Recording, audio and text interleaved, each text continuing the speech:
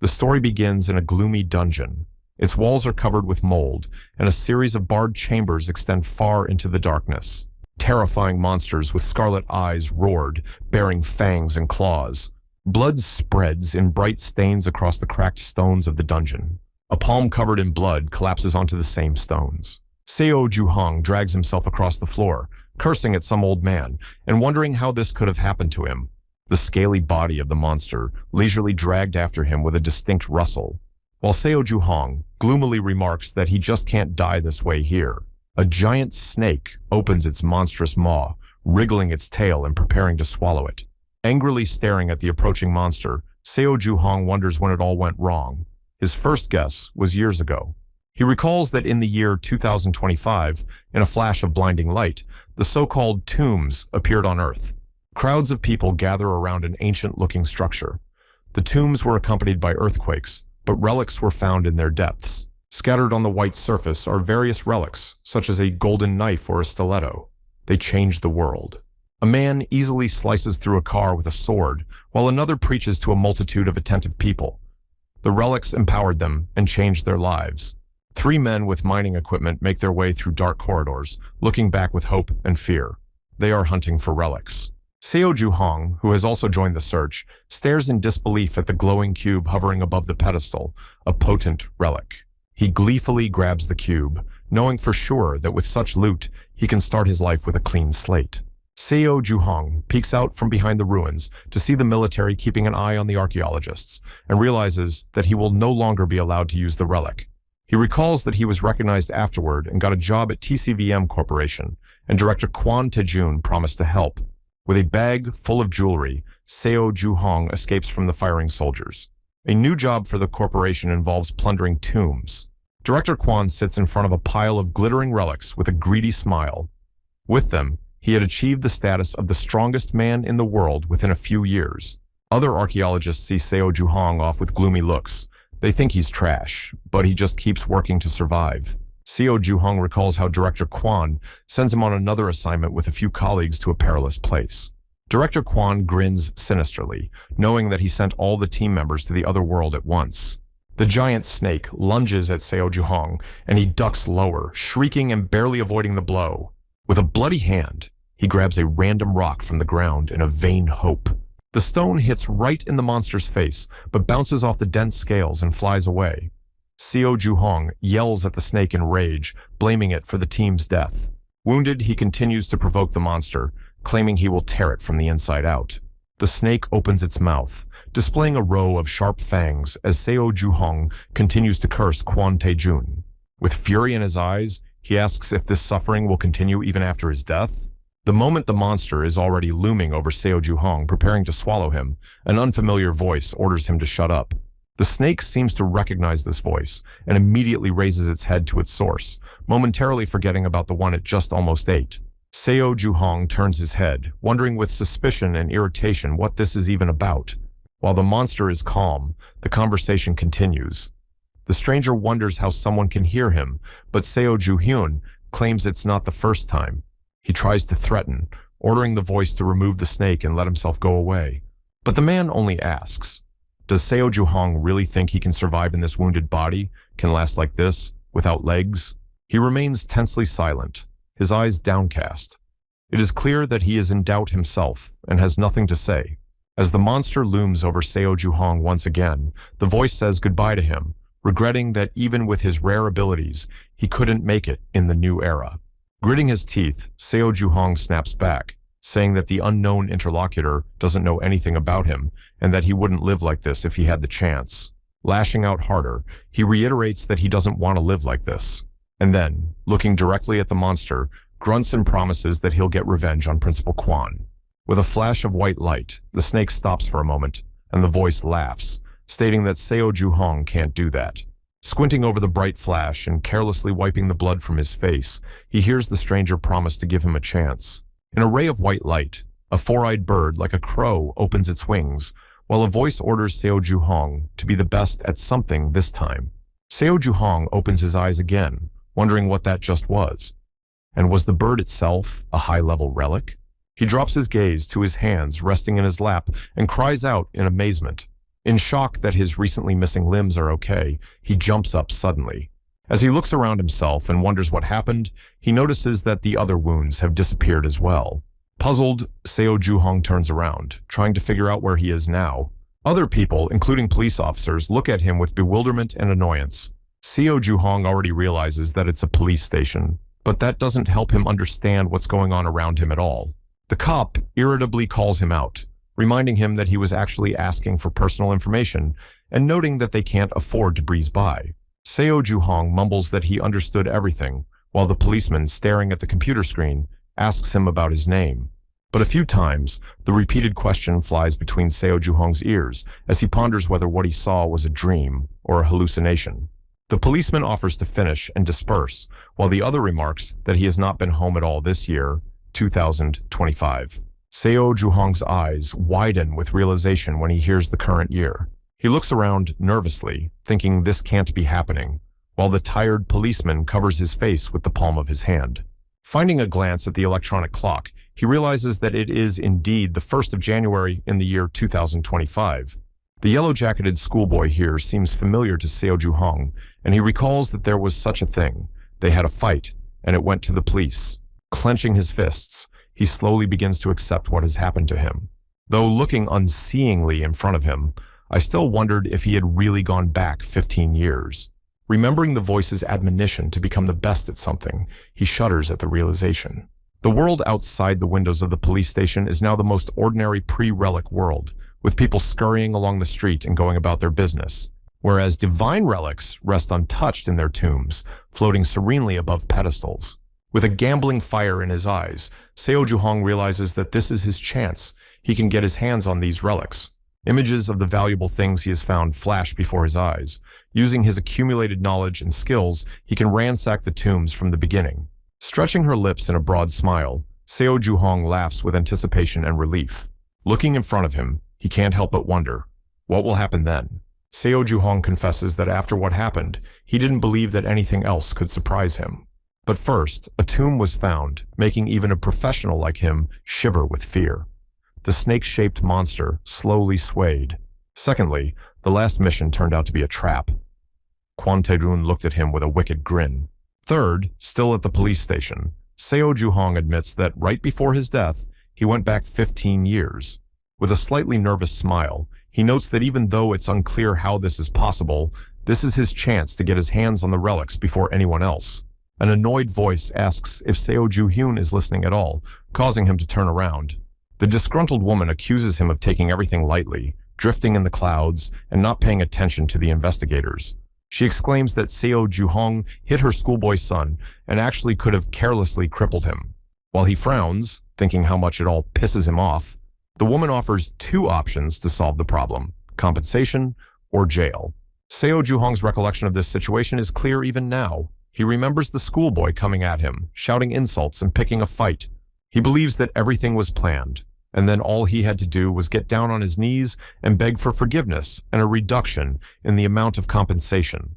With a complicated expression on his face, he realizes that right now, he has no money for her at all. Various tools are scattered around the table. However, Seo Ju-hong doesn't have any of them, or even a way to earn money to obtain the relics. Seo Ju-hong ponders how to get out of the situation, rubbing the back of his head, while behind him, a woman shakes with anger because she's being ignored. In a rage, she raises her own hand at Seo Ju-hong, yelling that you should listen when you're addressed. Both her high school son and the policeman look on in amazement. But Seo Ju-hong only squints unkindly, getting up from his seat with a sudden movement. He catches the woman's hand by the wrist, stopping the blow with a kind of absolute calm. It was afterward that the realization hit him, shocking him. His current fighting skills have improved due to the experience gained over the 15 years of work. Concluding that this is to his advantage, he demands in a non-objectionable tone that the woman calm down. He states that the schoolboy was the first to pick a fight, and his mother looks ridiculous, acting just like her son. An offended schoolboy lunges at Seo Ju-hong with his fists, demanding that he be held accountable for those words. He aims his fist at Seo Ju-hong's chest, adding that he could have let Seo Ju-hong go for good, but he changed his mind. Seo Ju-hong calmly and deftly dodges the blow. What's more, with a quick and strong movement, he intercepts the attacking arm. The schoolboy's eyes widen in panic as the motion of inertia carries him downward. Slamming his forehead on the floor with his arm pinned behind his back, he begins to wail about how hurt he is. Seo Juhong notes with mild surprise that the body is lighter than before, probably due to the absence of injuries from the relic hunting process. Disgruntled police officers approach them, demanding that they stop fighting in the station, and all Seo Juhong can do is raise his hands and squeeze out a guilty oops. He gives a tired look and says he can't pay the compensation anyway, so if they decide to lock him up, so be it. The woman hugs her son and asks if Seo Ju-hyun is crazy because a criminal record is worse than a fine. She threatens him, saying he made a mistake. But Seo Ju-hyun just stares at her blankly, knowing that shortly, this very judgment will be meaningless. As he looks around at the other men behind bars, he knows for sure that the relics will appear and the world will descend into chaos and lawlessness.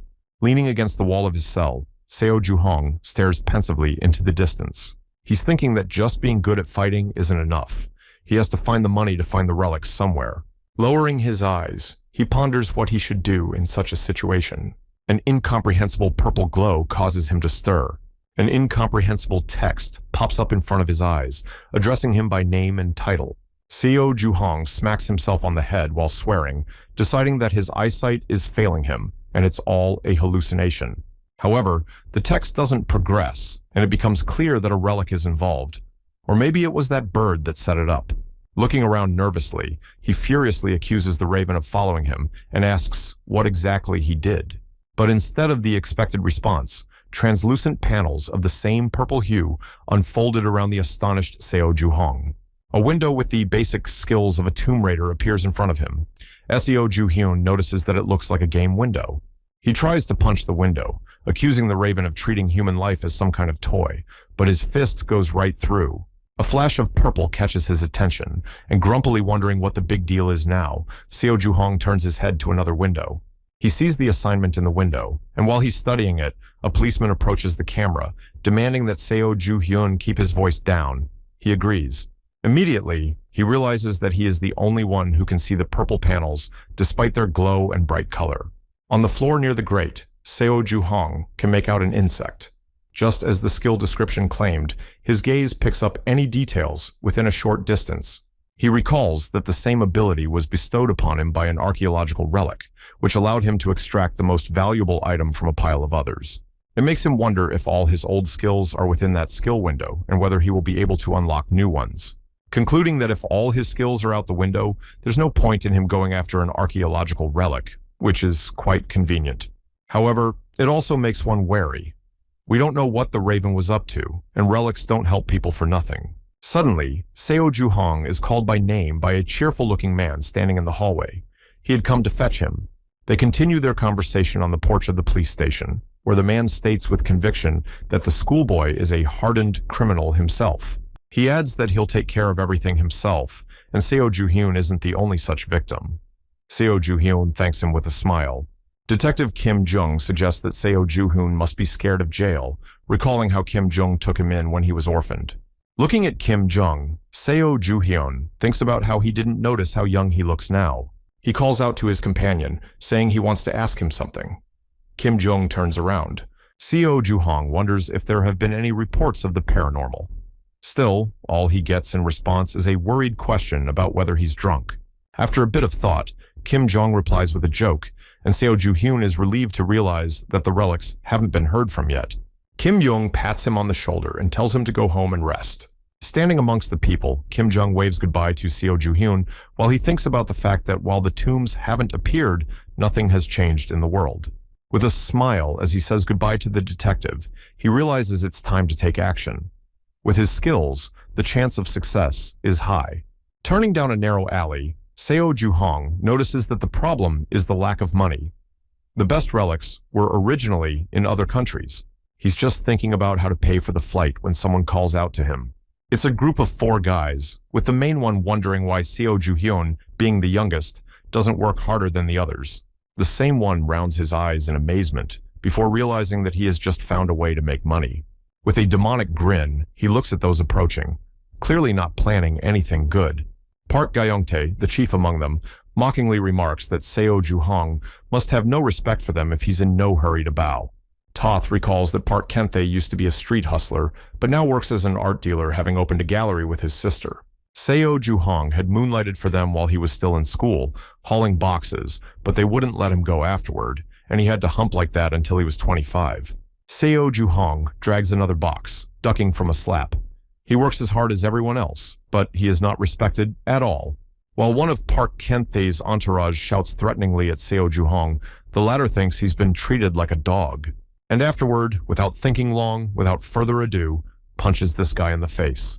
The blow proves hard enough to make the opponent's head turn and blood spurt. The guy himself simply flies off to the rest of the gang and flops on his back, while Seo Ju-hyun, with a calm expression, tells the gallery director that he no longer works for her. Park Kyung-hee rather rudely calls the decision to leave stupid. Still, Seo Ju-hyun only replies that before he leaves, there's something else he needs to do. That something turns out to be a threatening demand to give him his salary and severance pay now. Apparently, the gang can't believe what they're hearing, and its members just look perplexed. And then, they just start laughing. Park Gyeong-tae suggests that Seo Ju-hyun will have a hard life. In the next instant, Park Kenthe pounces on Seo Ju-hong with his fists. He has not yet had time to strike when he sees a blur of rapid movement in his direction due to his speed. With all his strength, Seo Ju-hong punches him back right in the face. Suppressedly cursing with a bloody face, Park Kenthe can only stare at the approaching palm. Seo Ju-hong, without hesitating, roughly grabs him by the hair and slams his head against his knee. It was enough to make the blood spurt more violently, and his subordinates cackled worriedly. With concerned faces, they discuss how Seo Ju-hong was able to become so fast and where he learned how to fight. However, they decide to leave these matters for later and instead attack Seo Ju-hong, who is quietly waiting for them. But one of them immediately gets a painful and swift elbow to the face. The other one gets kicked in the head with his foot, knocking a painful sound out of him. They fall to the ground, while the only one left on his feet mutters that he can't believe what he's seen. Seo Ju-hyun just grins and mockingly states that he feels sorry for the beaten ones, as they will have a hard time in the new world. As he contemplates his fist, he rejoices in his fighting abilities, but he also realizes that it's time to call it a day. In his current body, he can't take a punch very well. Suddenly, a battered Park Kenthe pulls out a strange dagger from under his jacket, accusing Seo Ju-hong of ingratitude and promising to stab him. One of the gang members calls out to him, nervously asking him to be careful with the weapon since it already has a buyer. Still, Park Kenthe only waves him off indifferently. Seo Ju-hong looks around warily. Something seems out of the ordinary to him. A clear haze of power gathers around the blade of the dagger. This weapon is a relic, but then where did Park Kenthe get it from? But immediately, he realizes that this is no surprise. Some relics deliberately attract people, while others blend in with the crowd, hiding among them. Seo Ju-hong chuckles, knowing that this relic won't be in the wrong hands for long. With a fierce shout, Park Kenthe lunges at him with his dagger, hoping to take his life with one blow. But Seo Ju-hong smoothly dodges, causing the blade to slip past his right side. Afterward, he easily grasps the astonished Park Kenthe's hand, clasping it. He forces the point of the dagger under the very chin of Park Kenthe himself as he pleads for it to stop. The other gang members rush forward, cursing at Seo Ju-hong and worrying about his opponent. And the man only snatches the dagger from Park Kenthe's hands, mockingly promising to take good care of him. Staring at the blade bathed in waves of power, he says they all need to watch and learn how to properly use something like this. His eyes flash the same unnatural colored sparks in an instant. Now, he sees the attacking gang members like some sort of anatomy manual, distinguishing their organs and bones. They shout, but Seo Ju-hong doesn't listen. The gang members pounce on the seemingly calm Seo Ju-hong, striking him from both sides simultaneously. But as they look around, they find no one in front of them, and almost hesitantly assume they are gone. But then, a hail of short punches lands on them, making them cringe as Seo Ju-hong continues his lightning-fast movement. While the gang members curse him, he examines the dagger, noting that it has more than one power and is quite handy. Intercepting his weapon more comfortably, he coldly remarks that he's slightly miffed at his attackers so far. Still, if they don't start getting the money, things are sure to get worse. Menacingly, he reminds them of the conditions they have agreed to, money in exchange for their lives untouched. Battered and bloodied, Park Kenthe unhesitatingly squeezes out an agreement. Night, broken only by the warm light of the windows, descends on the city. Park Kentae's sister, Park Gyeongju, angrily reprimands him over the phone after hearing about the scuffle. Blinking at the deafening scream even through the phone's speakers, Park Kentae continues to make excuses that he doesn't know how it happened. He explains that just yesterday, Seo Ju-hong didn't know or know how to do anything, and today, even his eyes seemed particularly intimidating.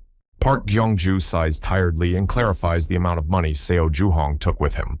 Park Kentae replies that it's all their money in general, as well as the goods for the deal, to which Park Gyeongju breaks out into a scolding. He explains that when Seo Ju-hong counted the money, the amount he received seemed very small to him. And with a grudging glance at Park Kentae himself, he declares that he'll look again now, and if he finds something, they won't like it. Amid screams of terror and anxious exclamations from the rest of the gang, the search continues.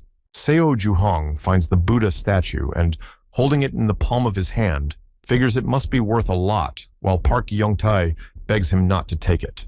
Thus convinced that the statuette does have value, Seo Ju-hong declares with a smile that he will confiscate it. He turns around and walks away while the kneeling gang members insult him and demand he return. The threats turn to pleas to return the statue, but Seo Ju-hong doesn't even turn around, calmly continuing on his way.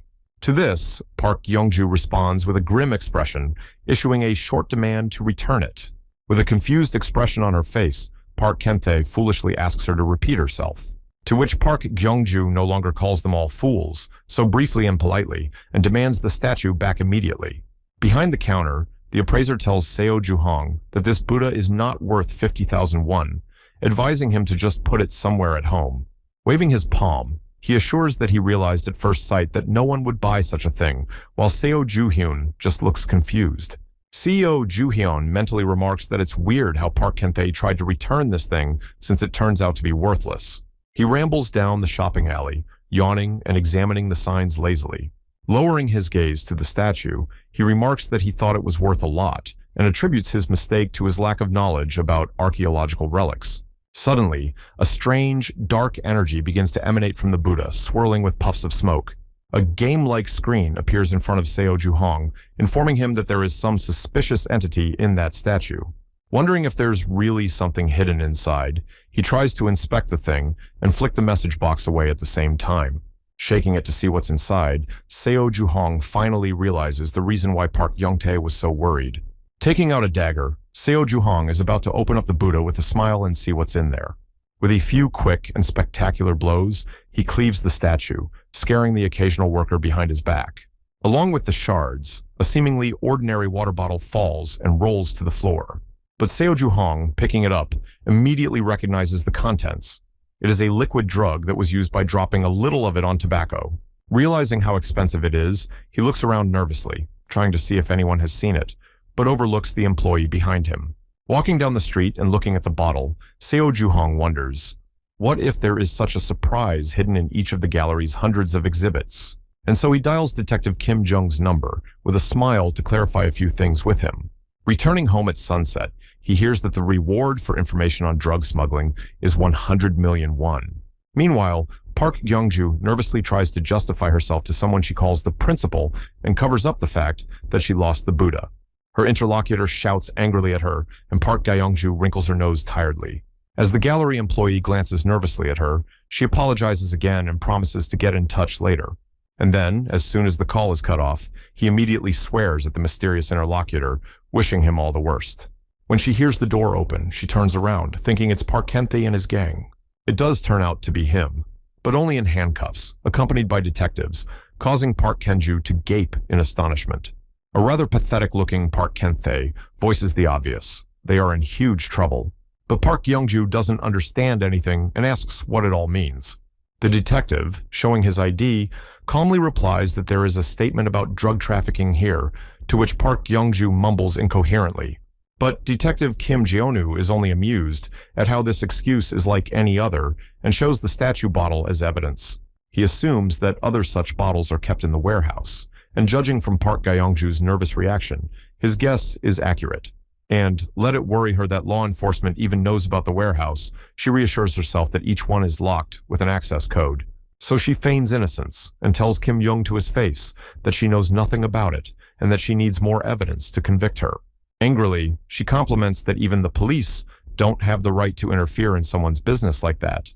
To this, he simply pulls out a walkie-talkie, a voice from which confirms that they have already checked 600 exhibits and drugs have been found in everyone. While her wrists are handcuffed, Park Kyung-ju asks how they were even able to access the warehouses, which are locked with password locks. Kim Jung says that the password was indeed there, except they have their own methods. Seo Ju-hyun is standing surrounded by police officers. He is the face that helped the police in their search. A man calls out to him, telling him that the next room is closed, but Seo Ju-hong himself is not at all surprised. As he enters the code into the lock, the policeman asks how he was able to open them all like that, to which Seo Ju-hyun remarks with a smile that there's nothing wrong with that, and he just has a good memory. Recalling how he used to work here as well, he notes that it was because of his memory advantage that he was not let go from here. Seo Ju-hong looks through the password sheet, memorizing it. This precautionary measure doesn't seem suspicious to him, even though it's annoying because of the inconvenience. Walking behind the police officers with a smile, he thinks he had no idea he would ever be so valuable. With a confident look, Seo Ju-hong thinks that now everything is definitely going according to plan. Watching the search with contentment, he is already planning how he will spend the bounty to prepare for the relic hunt. The police officers indignantly discuss the gallery owner's self-assurance, while Seo Ju-hyun just continues to smile contentedly. One of the cops praises him for being responsible, while he sweetly replies that he's only too happy to help. But as soon as he says he has a favor to ask, the cops are alarmed. While the resisting Park Kyung-ju is being led away, Kim Jung's phone starts ringing. It's Seo Ju-hyun, of course. They discuss something briefly, some requests that the detective doesn't quite understand, but agrees to fulfill.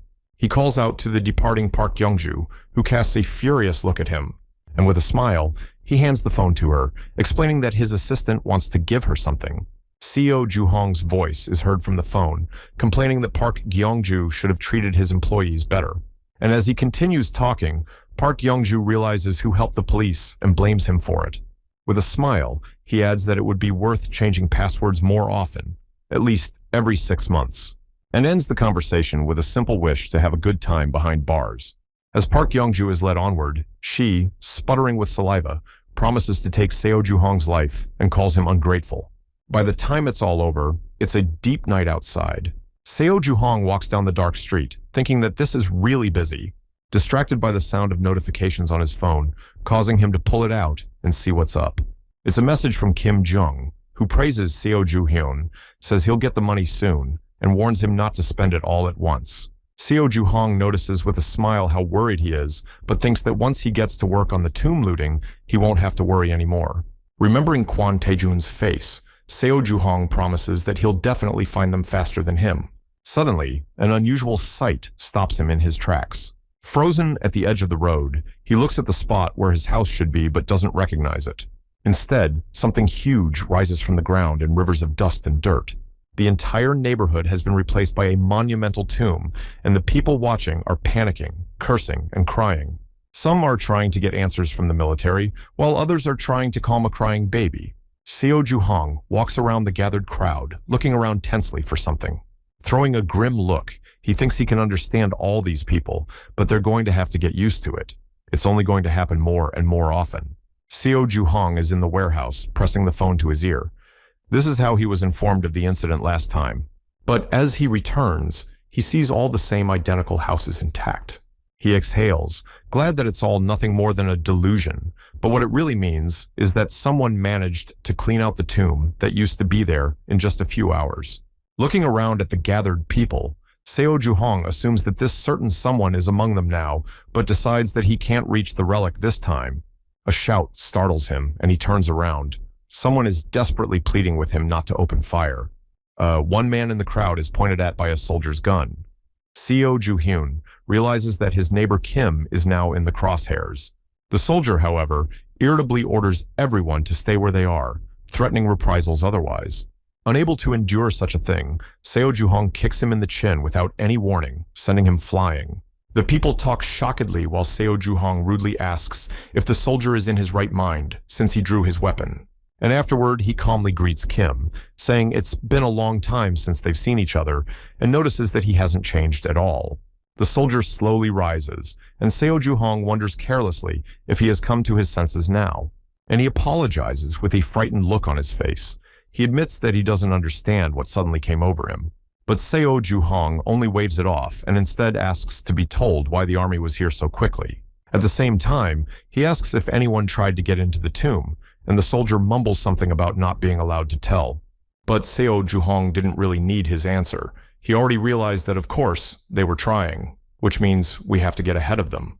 He demands, in an obscene manner, that the soldier answer what people with guns are doing near his house. To be even more convincing, he threatens to tell about this soldier's bad behavior towards a civilian if he doesn't talk. While the soldier nervously drenches himself in sweat, Seo Juhong repeats his only demand.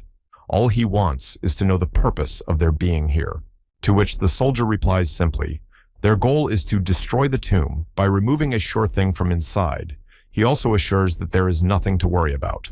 While he hastily assures them that they're being helped by scientists, Seo Juhong gloomily ponders the fact that they really have no idea what they're messing with. Beginning to understand something about the government's plan, he thanks the soldier in a friendly manner, and, adding falsely that he believes in the army, wishes him good luck and walks away, waving his hand. When neighbor Kim asks Seo Ju-hyun if he's learned anything, he admits that he hasn't learned much, and there's nothing left to do but wait. Kim frustratedly tries to clarify something else, but Seo Ju-hyun is already rushing onward. Kim calls out loudly to him, trying to find out something, but gets only silence in response. All he can do is stand in the crowd of other worried people and think that Seo Ju-hyun is somehow not like this today. Meanwhile, people in dark clothing gather at the approach to the tomb. Linda Walker observes the soldiers conversing very cheerfully. She is a CIA agent, and on the phone, she demands that her interlocutor double-check the information because, apparently, the Korean government already knows about the tombs. On the phone, she is assured that no one knows anything, to which Linda remarks, looking back at the soldiers, that it is unclear then why so many military men are here. The interlocutor states that everything happens according to their instructions and that mentioning tombs in a conversation just for the hell of it is not worth it. This information is classified. As Linda returns to her agents, the interlocutor demands a situation report from her. She says the explosives are in place and they will be inside soon. With a confident smile, she listens as a voice reminds her to follow protocol, also retrieves every relic she finds and delivers it. As the conversation ends, Linda is distracted by a man in an overcoat, Abe Kiyoshi. She clearly resents his presence, to which he, being a Japanese archaeologist, responds with a smile, saying that everyone wants the power of the New World. He marvels at how the Americans were quicker on the spot and asks, almost mockingly politely, if their trip went well. And then, as if offhandedly, he compares the CIA to the ubiquitous rats, which obviously angers Linda. She proudly notes that they mine relics for scientific purposes and generally seek global cooperation, to which Abe irritably calls bullshit, claiming that the US doesn't let others into the relics. Linda simply asks if there is any evidence of this, but Abe simply says he won't waste his time on that and instead will just take the relic. Linda mockingly wishes him luck. Hiding around the corner, Seo Juhong overhears their conversation, finding it curious. He immediately determines that the people he sees are the leading representatives of the CIA and Japan, respectively. Looking at the tomb, towering in the middle of the metropolis, he recalls that the public was initially kept in the dark about these structures. People are gathering around the mangled bas-relief of Rushmore. They are representatives of the most advanced countries, trying to divide the spoils of the tomb. Men in uniform pack the found jewels into a box. They are members of a specially formed team to conduct expeditions around the world. Frowning, Seo Juhong promises that they won't get anything this time and that the relic will only go to him. He decides to seize the moment of the quarrel between the representatives of other countries and only hopes that the tomb will not be blown up with him. With a cocky smile, he assures himself that they don't stand the slightest chance. He confidently dismounts with the thought that it's time for action, but quickly stops in front of the mysterious scarlet lettering on the ground. With a satisfied grin, Seo Juhong looked down at their soft glow. He had found the glyphs. As he approaches the pattern of symbols, he notices that he likes relics very much because they behave as if they were alive. And they need attention. just like the living. He realizes he's never thought about it before. Still, perhaps the relics consider themselves the main stars of their own production. With the others, he approaches the red-written slab, noticing that these glyphs conceal all the necessary information about the tomb. Dropping to one knee, Seo Juhong carelessly remarks that most people would certainly not be able to decipher them, but he is not one of them. In a slight glow of supernatural power, he believes he has finally found the entrance. Immediately, a familiar-looking purple game window unfolds in front of him, awakening his new language-related skill. Waving away the notifications, he notices that the skill is actually good, except that he can't see anything outside the windows. A random passerby turns around to see Seo Juhong making incomprehensible movements as he ponders the fact that he has 2 more skills left to unlock. The action moves to the riverbank, where one of the columns holding the beam is glowing a mysterious red. At the base, it is all painted red and features prominent yellow symbols. Seo Juhong stops in front of the column, thinking he's found the right place for him. Snatching up the relic dagger, he exclaims joyfully that it's finally time for a Tomb Raider. And, without hesitation, he unleashes a powerful blow directly at the symbols on the column. At the exact moment, a flurry of energy is released around the area, illuminating it with a bright flash. The impact splits the glowing yellow prominent symbol and seems to lubricate it. Just then, a small notification window popped up on the side, catching Seo Juhong's attention and informing him that an unknown creature was approaching. Right in front of his eyes, the pillar transforms into a pillar of pure energy, causing him to recoil and cover his eyes. Linda and Abe notice the bright flash and express surprise rather rudely. Linda is reported to Linda by a subordinate that someone has unsealed the tomb, while Abe wonders where the light is coming from. He immediately takes off, leaving the CIA agents behind and ignoring their shouts. But all he does is grab the nearest soldier and clearly instruct him not to abandon his position and to evacuate people from the immediate area. Linda grudgingly remarks that support would come in handy right now, to which Abe, still running, remarks that the military will only get in the way now. They finally reach the source of light on the riverbank, exclaiming that they have found the gate. Linda takes a seat at the edge while Abe tries to look inside, but quickly realizes that the brightness of the beam makes it impossible to make out anything. Linda carelessly tosses a small stone into the stream of light, watching. It is impossible to see his flight farther, and so they freeze at the edge, listening. Finally, hearing a gurgling sound, Linda and Abe decide that there's a body of water under the gate, and a pretty deep one at that. And, deciding that the depths were nothing to be afraid of, Abe, under Linda's anxious shouts, jumped down without a second thought. Seo Juhong, who is wandering through the flooded cave, raises his head when he hears a sound. He quickly realizes what that means and concludes tiredly that there must be a tail dragging behind him. Lighting the symbols shimmering in the light with his lighter, he says, "It's time to play a little." The characters in this long string of characters walk off into the depths of the cave, while Seo Juhong grins and announces that this is the first test. Meanwhile, Abe crawls ashore, coughing up water and wrinkling his nose at the foul odor. Coming down the rope, Linda says she actually wanted to warn him. Abe curses. Suddenly, a deafening sound catches their attention, causing them to turn around. Linda, wielding a flashlight, tries to figure out where it's coming from, to which Abe simply notes that it's getting closer. The source of the sound turns out to be a considerable stream of water splashing out of the hallway with a roar. Abe and Linda try to flee, wondering in passing how come there is so much water here. But the wave overtakes them and shelters them, crashing down on the 2 fragile bodies with all its might. They are, of course, trying to fight, reaching for the surface, struggling with the water, and trying to cough up and breathe normally. Seo Juhong, meanwhile, makes his way further into the cave with a serious look.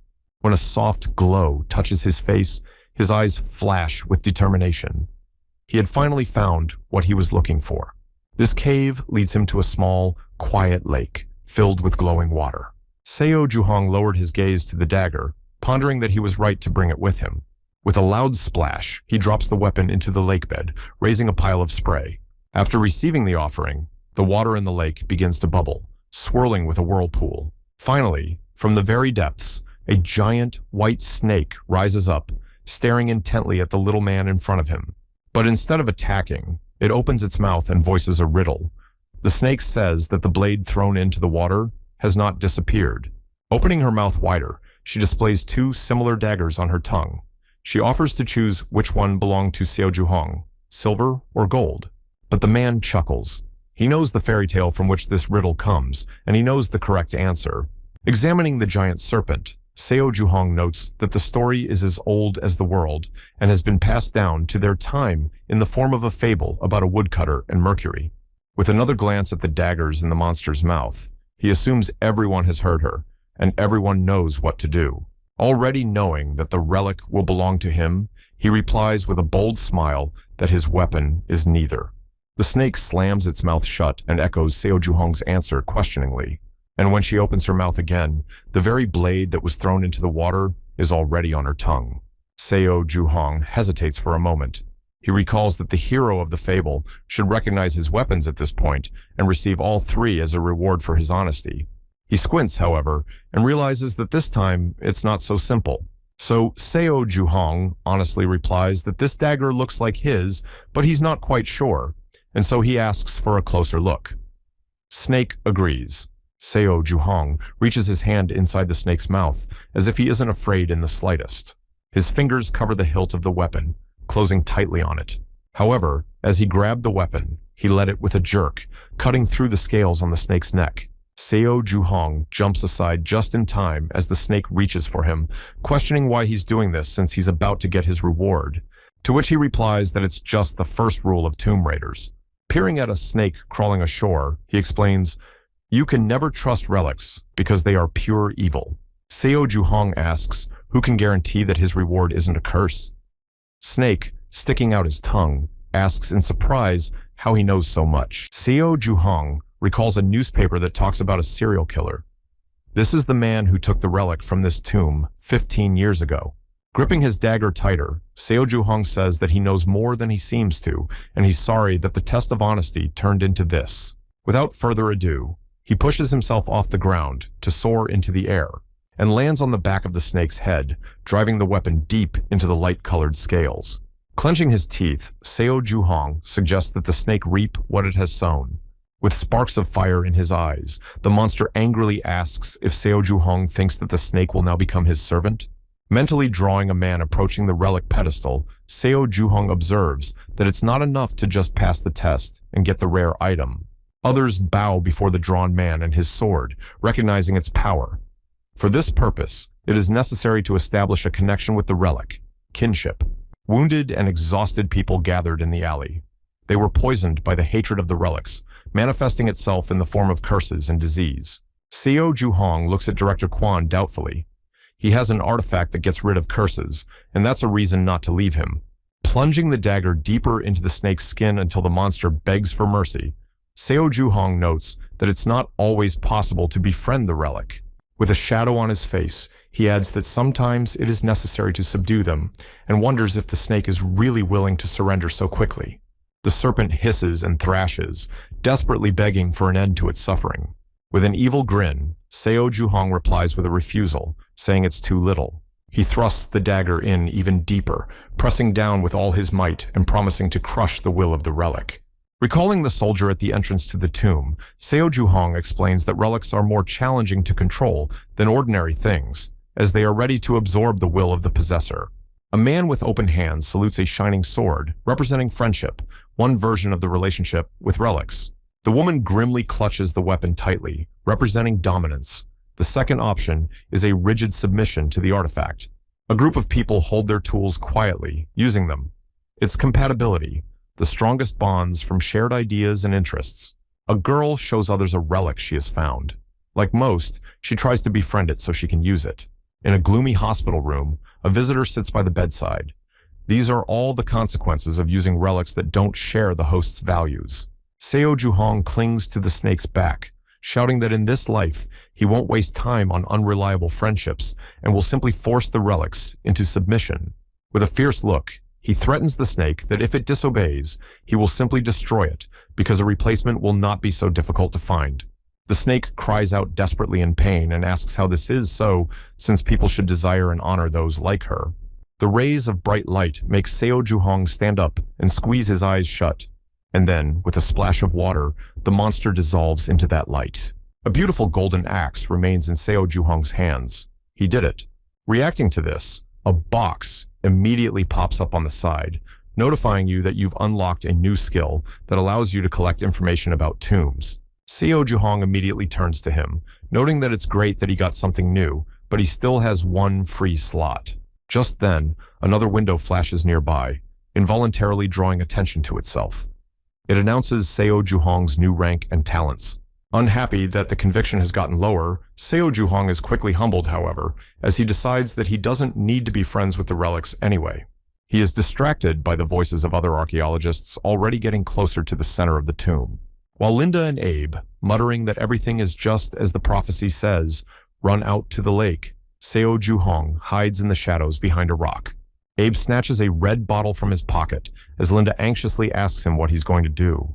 As she demands an explanation of what's going on, the bottle falls into the water. Peeking out of hiding with a smug smile, Seo Juhong notices that they are late after all. As he continues to follow the conversation of the foreign agents, he thinks he should remain vigilant as he may meet these two again. Pulling out his weapon, Seo Juhong suddenly realizes that he can end their rivalry right here. But he is distracted from that thought by another small pop-up window. This time, it mentions the dagger, noting that it's fragile and has already lost about half its strength. Seo Juhong begins to wonder how much longer he will be able to use this weapon. Shifting his gaze back to the center of the cave, he interprets it as a message from that raven, telling him not to rush into battle for nothing. Meanwhile, on the shore of the lakeside, Abe is nearly shaking with anger, shouting that the prophecy was only to throw another relic into the water. Linda is outraged that the seer's relic was taken to the Japanese after all, but Abe snaps back that that's not the point right now. Gesturing vigorously, he emotionally explains that someone was here before them and that someone took the relic. Linda now recalls seeing footprints near the glyphs and assumes there is nothing more for them to catch. A sharp sound causes them both to almost jump up alertly. In his hiding place, Seo Juhong tosses an ordinary stone in the palm of his hand, looking mockingly. Intercepting the relic, he held it tighter, thinking it was time to get out because the tomb would soon collapse. Extending a radiantly lighted axe before him, he orders the relic to seal his own tomb. The whole cave begins to shake in preparation for the sealing, and Abe yells that things are bad. While he screams and panics, trying to find a way out, Seo Juhong walks away calmly. It is later, somewhere in an empty and dark alleyway, that he lifts the manhole cover, climbing out. Shaking off his jacket, he notices that Abe and Linda should have taken care of the escape routes, and he should hurry up and blend into the crowd. He returns and sees the most ordinary houses and the people gathered around them. They stand for a while but later disperse. Out of the entire crowd, Seo Juhong calls out to his neighbor Kim, causing him to turn around. Kim rushes over in amazement to tell him that the embankment has somehow just disappeared. Seo Juhyun replies that's great, and he's going to go home and have dinner. Kim asks anxiously what will happen if something happens. Meanwhile, Abe is on the phone yelling at someone, accusing them of not being warned about what was coming. He demands to report every detail and accuses the interlocutor of being of no use to him. Toth justifies that the prophecy only appeared a few hours ago, and it is difficult to decipher. Clenching his fingers, Abe clarifies whether he understood correctly that they couldn't reread him and receives confirmation. Abe gets even angrier and asks what they're doing there. His interlocutor replies that the kid couldn't do anything, being out of tune. The interlocutor promises that he won't let it happen again, promising to try harder. Here, he suddenly notes that this thief is an exceptionally unusual individual. It is not certain, but the prophecy states that he will consume the world. Seo Juhong sits at home at his computer, drinking and looking at something on the screen. He studies news reports in different languages, noting that his linguistic skill is wonderfully helpful. He carefully reads every word, but still can't find any information about the tombs. The general public will learn about them later. Dropping his hands to the keyboard, he tries to find information on Director Kwan, but there are no leads on the internet about him or his organization. His neighbor Kim peeks over his shoulder, wondering if Seo Juhong really understands what he's written, or if he's just pretending. Seo Juhyun turns around and simply offers to read it, to which he gets the response that he doesn't need to. It's fine. Seo Juhong takes the opportunity to ask Kim if he has heard of an organization called TCWM, but Kim doesn't know anything. Kim also asks why Seo Juhong wants information about their director and what his interest in him is. However, he quickly assumes this information himself, related to Seo Juhong's other investigations. He replies that he is unlikely to be able to help. Turning away from the monitor, Seo Juhong admits that he quit, which only raises a new wave of questions. Finding something with his gaze, he realizes in a moment of insight how to find more information about the person he needs. And under Kim's endless anxious questions, he plunges into the investigation. The story continues in a closed art gallery, where the gang members are searching for something in the room, unsure of what to do next.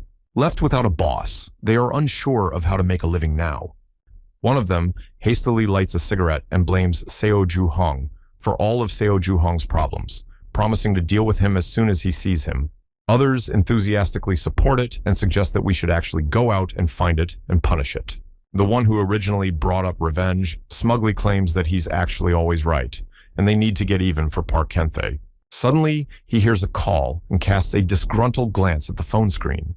It turns out to be Seo Ju-hong, which obviously surprises the gang members. One of them doesn't understand why the other is calling, and the other is spurred to answer sooner.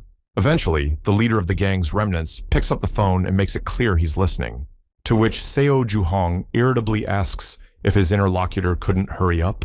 He grumbles irritably at this disrespect. The rest of the gang supports him, and the very next second, he starts yelling at Seo Ju-hong, threatening to find him, to which the latter responds briefly and calmly, demanding that he shut up. With a smile on his lips, Seo Ju-hyun says that he actually has one suggestion for them. He knows that things are not going well for them, to which the gang members accuse him of being the reason they are not doing well. To which Seo Ju-hyun calmly says that things can still be fixed. He wants to hire them so he can have his own people on Midas. Illuminated by the neon lights of the big city, Midas is the largest underground auction of rare goods. Many exquisite items are spread out on the table. These are all high-quality relics that Director Kwon purchased at this auction. Seo Ju-hong says the gang's task will be to deal with one commodity and one person in the shortest time possible. He instructs, remembering Kwon's face, that the search will be for Jack Kamen or Jakey, which is, of course, an alias. Seo Ju-hyun adds that he wants any information he can get, but he'll punish those who cheat. The frightened gang members look at the phone. However, just moments later, they start yelling that getting to Las Vegas isn't easy, to which they get the response that it's just their problem. Seo Ju-hyun assures them that they can refuse the job, but he's sure they won't once they find out the amount of the fee. The gang members only start swearing louder, saying that his paltry pennies won't fool them and that they should come to him and take everything away. But they quickly get nervous when Seo Ju-hyun says that since they won't cooperate, they'll have to be persuaded differently. His next threat makes them scared for real. He promises that he will go to them and beat them until they ask to work themselves. Seo Ju-hyun promises with a smile that they'll see each other soon and hangs up. And then he throws his backpack behind his back and leaves the house, already planning something. Standing on the doorstep, he decides, while the gang searches for information for him, he'll tackle another tomb. They're on TV talking about a terrible accident right in the center of town. This program is monitored by the store employee that Seo Ju-hyun investigated. He suspects that a relic may be involved. He freezes in place, contemplating checking it out after all. He is pulled out of his musings by a familiar voice, rudely demanding him to shift and stay out of the way. It turns out to be Abe, continuing to swear at Seo Ju-hong, wondering where the Japanese archaeologist came from here. With an indifferent face, listening to the scolding, he realizes that this is so-so and very interesting. After all, Abe isn't likely to stroll through the city just for fun, but since he's here, there's bound to be a tomb somewhere soon. Seo Ju-hong recalls that the Japanese unit is working with a visionary, which means they know exactly what will happen, where, and how. He finally snaps at Abe, saying that he understood all the bad words in his direction perfectly well, to which Abe awkwardly tries to justify that he's had a rough day. Seo Ju-hyun states with a smile that he doesn't actually understand anything, but the look on Abe's face is funny. And Abe immediately explodes with a new pile of curses at the damned jokers. Seo Ju-hyun mockingly remarks that Abe started it first. Still, the latter shifts the blame to Seo Ju-hyun himself, or rather, to the fact that he was standing there and obstructing the passage. While Seo Ju-hyun is paying at the cash register, Abe self-consciously continues to swear. Seo Ju-hong notices the currents of power around Abe and realizes that he's carrying around a rather powerful relic. Yet, he doesn't even try to hide it. As he leaves the store and leaves a fight-happy Abe behind, he thinks about stealing such a valuable item. Stopping and letting himself be taken by the shoulder, Seo Ju-hyun laughingly replies that he wouldn't mind going out and talking like that, but immediately turns around and douses Abe with the drink from the can, as if by accident. Abe almost growls that Seo Ju-hyun is asking for a fight, and he mockingly asks if everything's okay, and even tries to shake off the ruined clothes while Abe keeps swearing and demanding that Seo Ju-hyun pay for the laundry. In reality, Seo Ju-hong is taking advantage of this commotion to exploit others. What he fumbles for seems to be a small bracelet like that, but he realizes it would be too obvious to steal it now. Instead, he tells Abe that he has no money, but Abe has an excuse to throw away the clothes and buy something newer. In addition, Seo Ju-hyun bends down and picks up an item that Abe seems to have dropped, and he hands Abe his archaeology credentials, saying the documents are worth keeping safe. Abe snatches them up immediately, not wanting them to stay in the wrong hands for a second longer. He nervously thinks that no one should see his archaeologist credentials and that he should have calmed down himself. Suddenly, there is a deafening rumble, causing both Abe and Seo Ju-hong to flinch. People around are panicking, assuming an earthquake, and trying to figure out where the sound is coming from. In a panic, they try to flee from the unknown threat, stumble, and fall. Seo Ju-hong only makes all of this make him chuckle merrily, because all of these special effects foreshadow the arrival of a new tomb. He rushes to run away while Abe only hums, saying that the seer was right again, and he needs to take advantage of the chaos that has developed. He receives a call. He picks up the phone and briefly reports that everything is going as planned, but the caller says that's not all he called for. A voice from the phone reports that according to their information, the person who took the relic from the previous tomb will also be here, causing Abe to exclaim unhappily. Awkwardly, he also adds another obscure prediction specifically for Abe. It's a recommendation to avoid alcoholic beverages. Remembering Seo Ju-hong dousing him with beer, Abe begins to suspect something. He turns around, trying to find the one with his eyes, and exclaims at the top of his voice that this is the man from the prophecy. Abe hurriedly looks around at everyone around him, but finds that Seo Ju-hong has already escaped, passing out.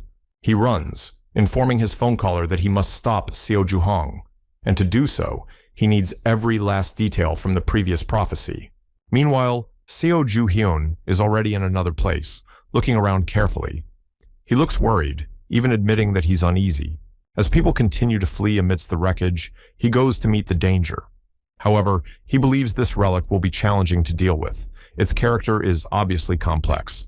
A familiar voice calls out to him, demanding him to stop, but Seo Ju-hong doesn't even turn around. It's Abe. Pulling out a gun, he demands Seo Ju-hyun not to move, or he'll get shot. Seo Ju-hong plays dumb and is just surprised to see a familiar face here, to which Abe demands that he just open his backpack and show him its contents. With fury in his eyes, he adds that this time it's severe, but he is distracted by another loud sound.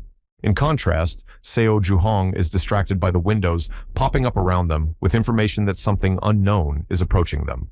Right under Abe and Seo Ju-hong's feet, the ground cracked and bright rays of light seeped out of the cracks. With a tense expression on his face, Seo Ju-hong tries to cover himself with his hands, either in an attempt to protect himself from an unknown threat, or to avoid hurting his eyes from the glow. A beam of light rises in a massive column into the night sky above the city, signaling the appearance of the tomb and drawing attention to it. And blades are starting to erupt out of ordinary concrete structures for some reason. People who hadn't had time to run away looked around in amazement, trying to figure out what had happened. Sharp pieces of metal are sticking out of literally every corner. While other people panic and try to take care of the injured, Seo Ju-hong holds her head, trying to deal with the pain. He turns his head to look at the others and thinks the layout isn't the best. There are too many ordinary people here, and all of them are threatened by an obviously cruel relic. Standing up, he shakes himself off and examines the many blades, wondering where so many of them came from. The answer comes to him quickly, though. He recalls, it seems, this tomb that holds a deadly katana in its depths. Muramasa, the blacksmith, works sweatily on his sword. It is in his honor, the founder of the weapons school, that a tomb is named after him. And it is his blades that are known for their unusual properties and the stories that surround them. The shogun, more like a demon with red eyes, attacks a man.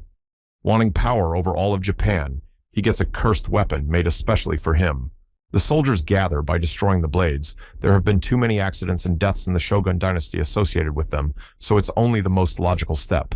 Throwing a glance at the windows, reporting that he has attracted the relic's attention and that his body is damaged, Seo Ju-hong concludes that this is all he knows, except, of course, the expected fact that the relic hates humanity. A tiny red lightning bolt slips past his face, causing him to deflect his head slightly. Sliding his sleeve, Seo Juhong can see that this lightning bolt has left 3 nasty marks on his palm and wrist, damaging them. This spurs him to mop up the tomb as soon as possible. But then Abe sneaks up from behind, weapon in hand, reminding him that he actually told Seo Juhong not to move. He rests the muzzle of the gun at the base of his neck and repeats his demand, open the backpack and reveal all its contents. Putting his hands up, Seo Juhyun thinks about how annoyed he is by Abe's pestering and calmly states that it looks like a robbery and he sees no reason to listen at all. Abe reminds him that this occasion is the gun in his hand and that it's time for Seo Juhyun to stop showing off. This is the last warning he's voiced. Seo Juhong suggests with a smile not to rant, but to just shoot to kill. Abe wonders if he heard him correctly, to which Seo Juhyun repeats his suggestion, but also warns that he would refrain from firing if he were in someone else's shoes. Abe explodes, yelling that he is actually giving him a chance to handle the situation amicably, and that maybe Seo Juhyun will realize something when the bullet ends up in his leg. He adds that he didn't mean to and pulls the trigger, but the gun in his hands explodes suddenly. Abe curses, grabbing his burned hand, and Seo Juhyun remarks with a cute smile that he did warn him not to shoot here, didn't he? With the calmest of looks, he states that tombs have their own special rules, and firearms simply don't work within their walls. Otherwise, it would be all too easy. Abe demands to know where Seo Juhong obtained this information, and he must have been the one who stole the relic from yesterday's tomb. Without blinking an eye, Seo Juhong confirms that it's him and grabs Abe by the collar, pulling him toward him. He arbitrarily tells Abe to forget about the axes, while he demands to let him go and tell him what Seo Juhong is up to. And Seo Juhyun says he has to get rid of the Japanese archaeologist. So he throws Abe with force, pinning him to the floor in a special spot. These are immediately taken advantage of by strange, slimy creatures that remotely resemble humans, who immediately grab Abe and wrap their arms around him. Seo Juhong doesn't answer this question and suggests that they just watch and learn, indicating that they may see each other again later. As he runs away, Abe, held down by the monster's arms, yells after him that he's sure to get him again. Ducking under the weight of the monsters, he mutters that he will finish off Seo Juhong. The other people who happen to be here look around him hard. At the same time, Abe tries to reassure them, telling them everything is under control and wondering if any of them speak Japanese. One man in the crowd steps forward toward the slimy puddle.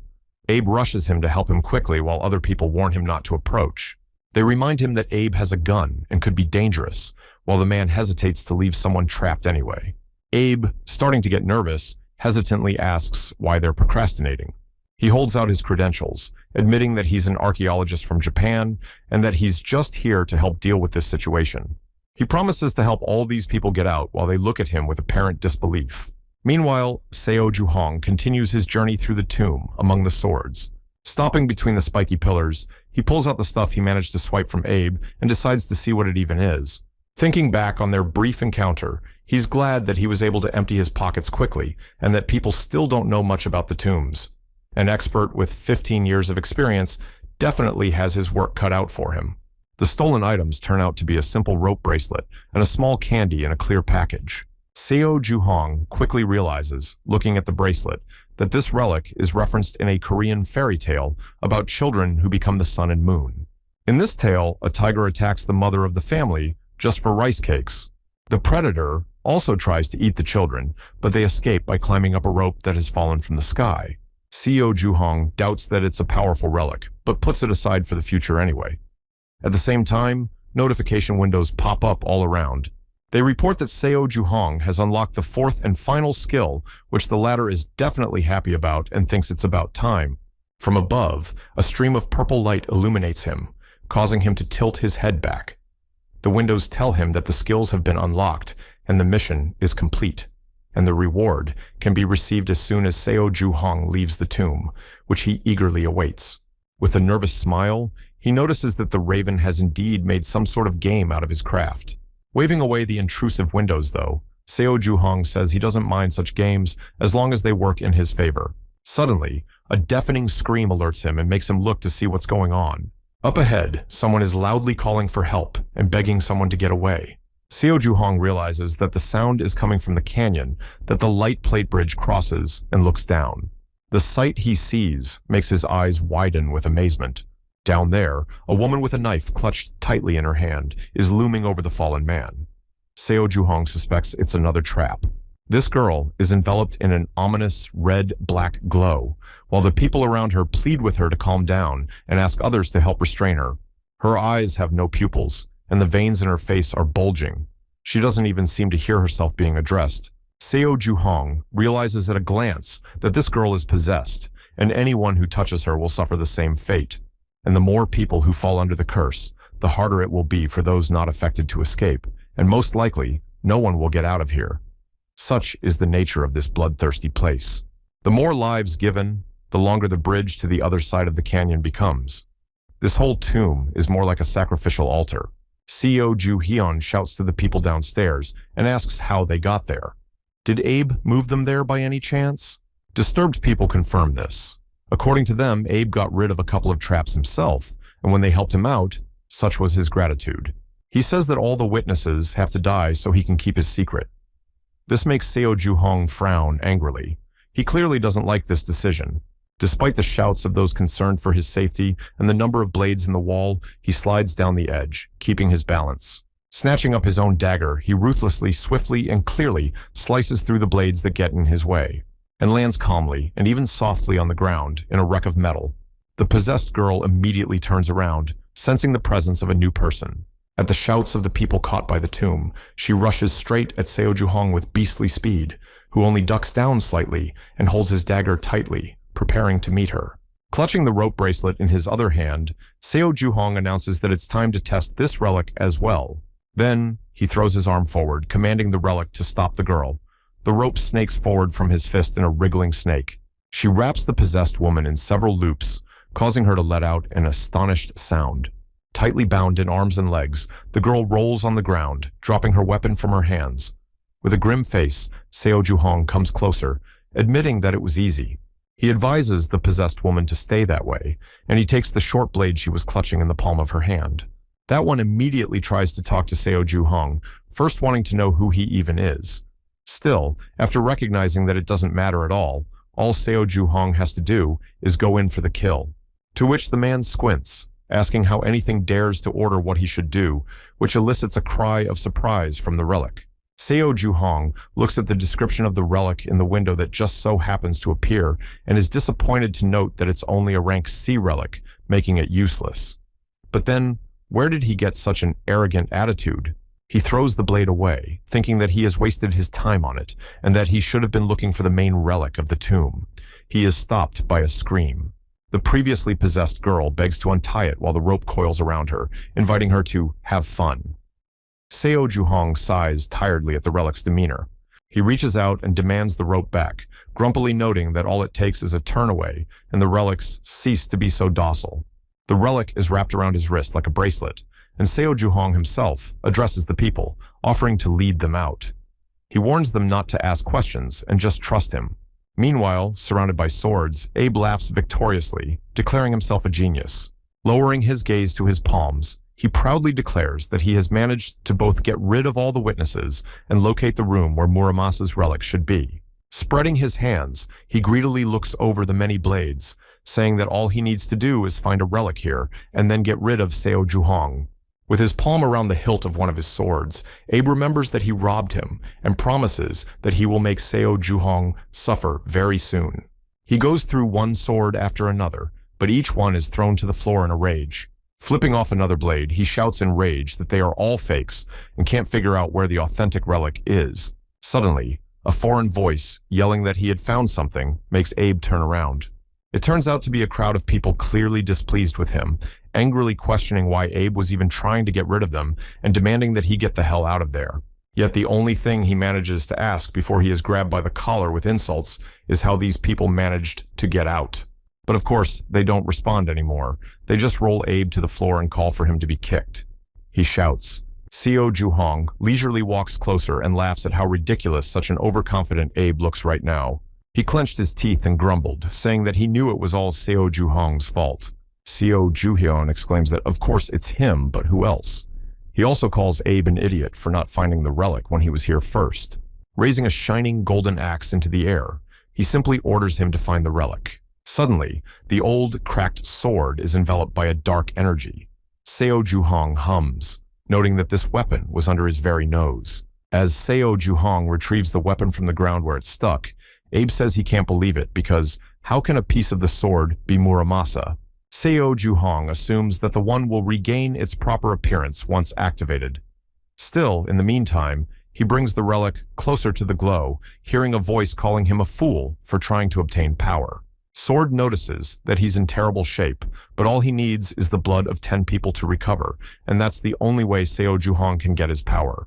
Abe squints warily, trying to figure out who's talking. He can't believe what's happening. Someone in the crowd asks if this means that 10 of them will lose their lives here today.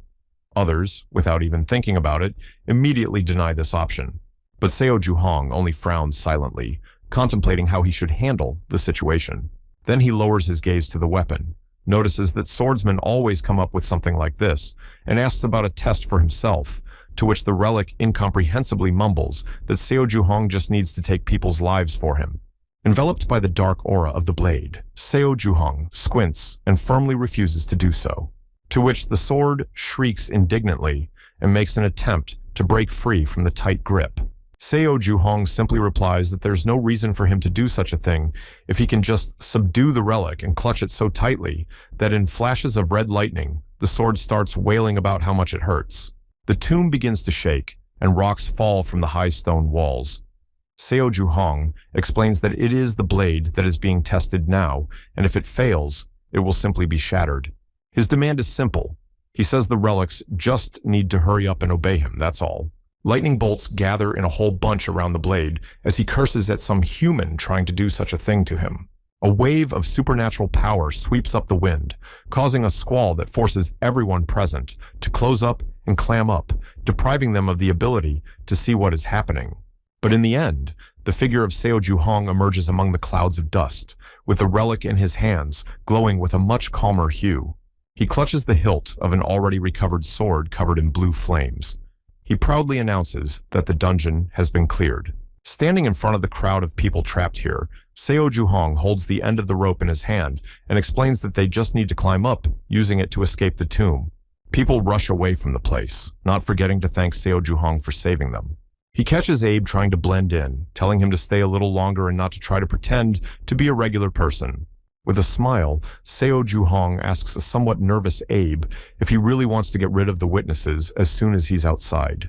The latter, smiling anxiously, immediately denies everything and promises not to lay a finger on anyone as long as he is allowed to leave the place. Abe even desperately adds that he'll arrange for Seo Juhong to be accepted into the Japanese squad as an archaeologist so he can make a lot of money just by continuing to work on their side. He even tries to impress that their team has a relic of predictions, the use of which will make life very easy, thinking it's a great suggestion. To which Seo Juhyun calmly replies to the flabbergasted Abe that he managed to amuse him. Seo Juhong notes that he can't use the predictions because of the relic's loyalty to its original owner. Abe hastily waves his hands and remarks that there's a team of experts working on the item, and they'll definitely help with it. In mercy, Seo Juhong allows Abe to climb up the rope, but on the condition that he will be the last to climb. Abe grins contentedly, happy to have survived, and assuming that Seo Juhong was bribed by the promise of a considerable paycheck. He even tries to act nice as he gets up, apologizing for everything he said earlier, and saying that skilled people like Seo Juhong are always welcome on the team. But Seo Juhong nonchalantly turns the topic to the subject of the deal, asking about the team handling the relic items, explaining that without trust in the experts, it would be challenging to work with them. To which Abe laughs a strained laugh and says not to worry about it. However, his following words made Seo Juhong's eyes widen in amazement. These experts are a famous TCVM group. Seo Juhong grins. He had found out what he wanted, though he still involuntarily bursts out a question. Is it really true? In the next instant, he kicks Abe in the shoulder, causing him to let go of the rope and wince in pain. Flying down and looking at a smugly smiling Seo Juhong, Abe is still trying to ask what it all means. Because of the fall, he injures his legs. Seo Juhyun explains above that Abe only has himself to thank for being talkative because in an attempt to bargain his life away, he reported everything Seo Juhyun wanted to know.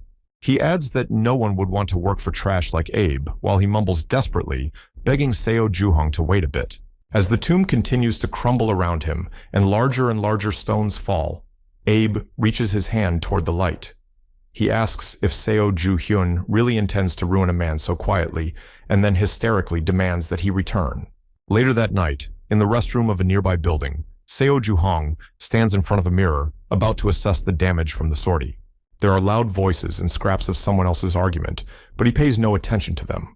Until a threat to take his life is sounded, it makes him clam up unhappily. So he opens the backpack and orders the relics lying there to shut up and behave, asking which one of them started it first. Instead of answering, they now pounce on Seo Ju-hong together. He grabs the sword and asks if he started it, but Murasama just demands that he let him go. That's all. So, to shut up the relic, Seo Ju-hong throws it into the toilet bowl. And yet, with a disgruntled look, offers the blade to enjoy. The one shouts again. As he closes the door to the stall, he unsuccessfully grazes his own arm, causing him to crouch down, yelping painfully. Most of his forearm is now occupied by a burn, and it's just the aftermath of Muramasa's forced submission. Seo Ju-hong recalls how he handled the relic and explains that when ignoring the challenge and relying solely on pure strength, the archaeologist's body takes a lot of damage. The stronger the relic, the longer it takes to resist. And if he keeps going on like he did with that sword, he just won't be able to last much longer. With a glance at the sword stuck in the toilet, Seo Ju-hong thinks that he has no other choice. If he doesn't subdue the relics, they will betray him. Then, a window unfolds before his eyes, informing him that there is a reward for unlocking the basic skills of a tomb raider. Immediately, another window unfolds nearby, making him wonder what it's about. It offered two reward options, vaguely named the Path of Submission and the Path of Friendship. Seo Ju-hong throws his head up and asks the Raven if he really has to choose a way to control the relics, and why is it even necessary? Is it really just a test? He looks at his injured arm and says he's not going to stop because of a minor injury, choosing the submission route. The window kindly informs him that Seo Ju-hong has activated the past reward, but nothing else happens, leaving him perplexed. He walks around the room, checking every relic, and doesn't understand why they couldn't give him a reward. He grumbles that if Raven was so eager to mimic the game system, at least he could do it with quality. Suddenly, dropping his wounded hand into his pocket, he fumbles for something there that makes him wonder. There turns out to be a small silver pill that, upon examination, unfolds a window, suggesting it is a consumable relic of unknown rank. Looking at the item doubtfully, Seo Ju-hong ponders, does the fact that it is a consumable relic mean that he should immediately swallow it?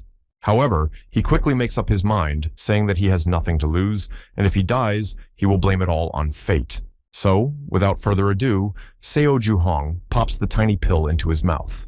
Then, as if nothing happened, he pulls the sword out of the toilet, saying it's time for them to go home and complaining that it now stinks, admitting that he regrets his momentary decision a bit.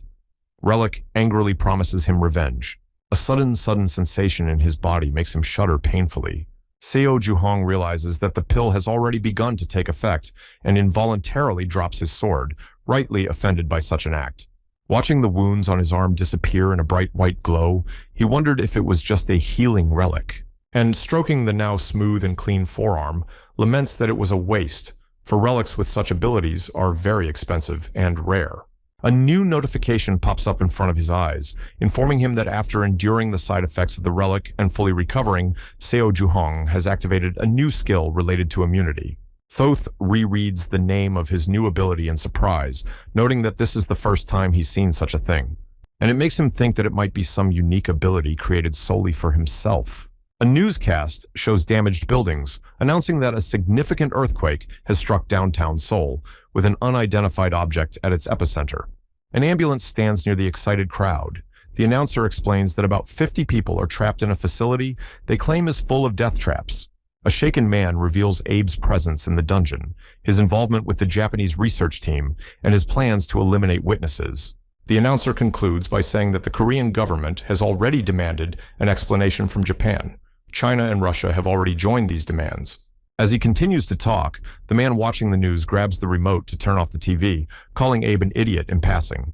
In the central office of a Japanese research team, a group of men in suits reports to a bowed Mori Hiroyuki, asking if they've any idea what they've ever done. They reproach him with the fact that the information about the tombs is now available to the whole world, and their country is in big trouble. They are outraged that his subordinate made a mess of things and died because such an outcome is an impossible luxury for him. Mori bows low and apologizes. With a tortured smile, he tries to explain that unforeseen circumstances have intervened in the form of some Korean from the prophecy. But he is rudely interrupted, reminding him that he promised to handle the situation despite this very man from the prophecy. Mori admits that it happened, but mentions the complicating side factors. He tries to remedy the situation by saying he can use the item relic to find the Korean man. Still, he gets a reminder that Mori himself had previously said that nothing would work without close contact between the relic's owner and the person being sought. Mori reminds them that Abe marked the target with a relic, which means they should be able to handle it now, even though the coordinates won't be entirely accurate. He also reassures the audience that scientists are seeking a way to deal with the relic without owning it, and assures them that the TCVM group is investing a significant amount of time and effort into this research. Reluctantly, they announce that they are giving Mori another chance, and he immediately begins to thank them profusely, assuring them that he will do everything he can to eliminate the threat. Meanwhile, Seo Juhong examines himself, thinking about the immunity he received, and what would be great if that immunity protected him from the evil influence of the relics. He notes that no relic owner has ever escaped this affliction. In his past life, it was because of this that the healing relics became valuable. But if his new ability can protect him from something like this, then it's a rare gift available only to him. Seo Juhong sits up and assumes that he got all of this from that bird. Looking up higher, he tries to ask the raven what the raven is up to, and what benefit there might be to giving Seo Juhong an advantage over the others. He demands a response, noting that Raven likes to talk so much since he uses endless notification windows to inform him of anything. He waits for a while, but of course, no one answers him, to which Seo Juhong sneers and calls the bird a jerk. Suddenly, a phone call rings. Seo Juhong is surprised at first, but soon realizes it's Seung Woo, a member of the very gang he entrusted with intelligence. He calls them his precious henchmen with mocking affection and asks how the work is going.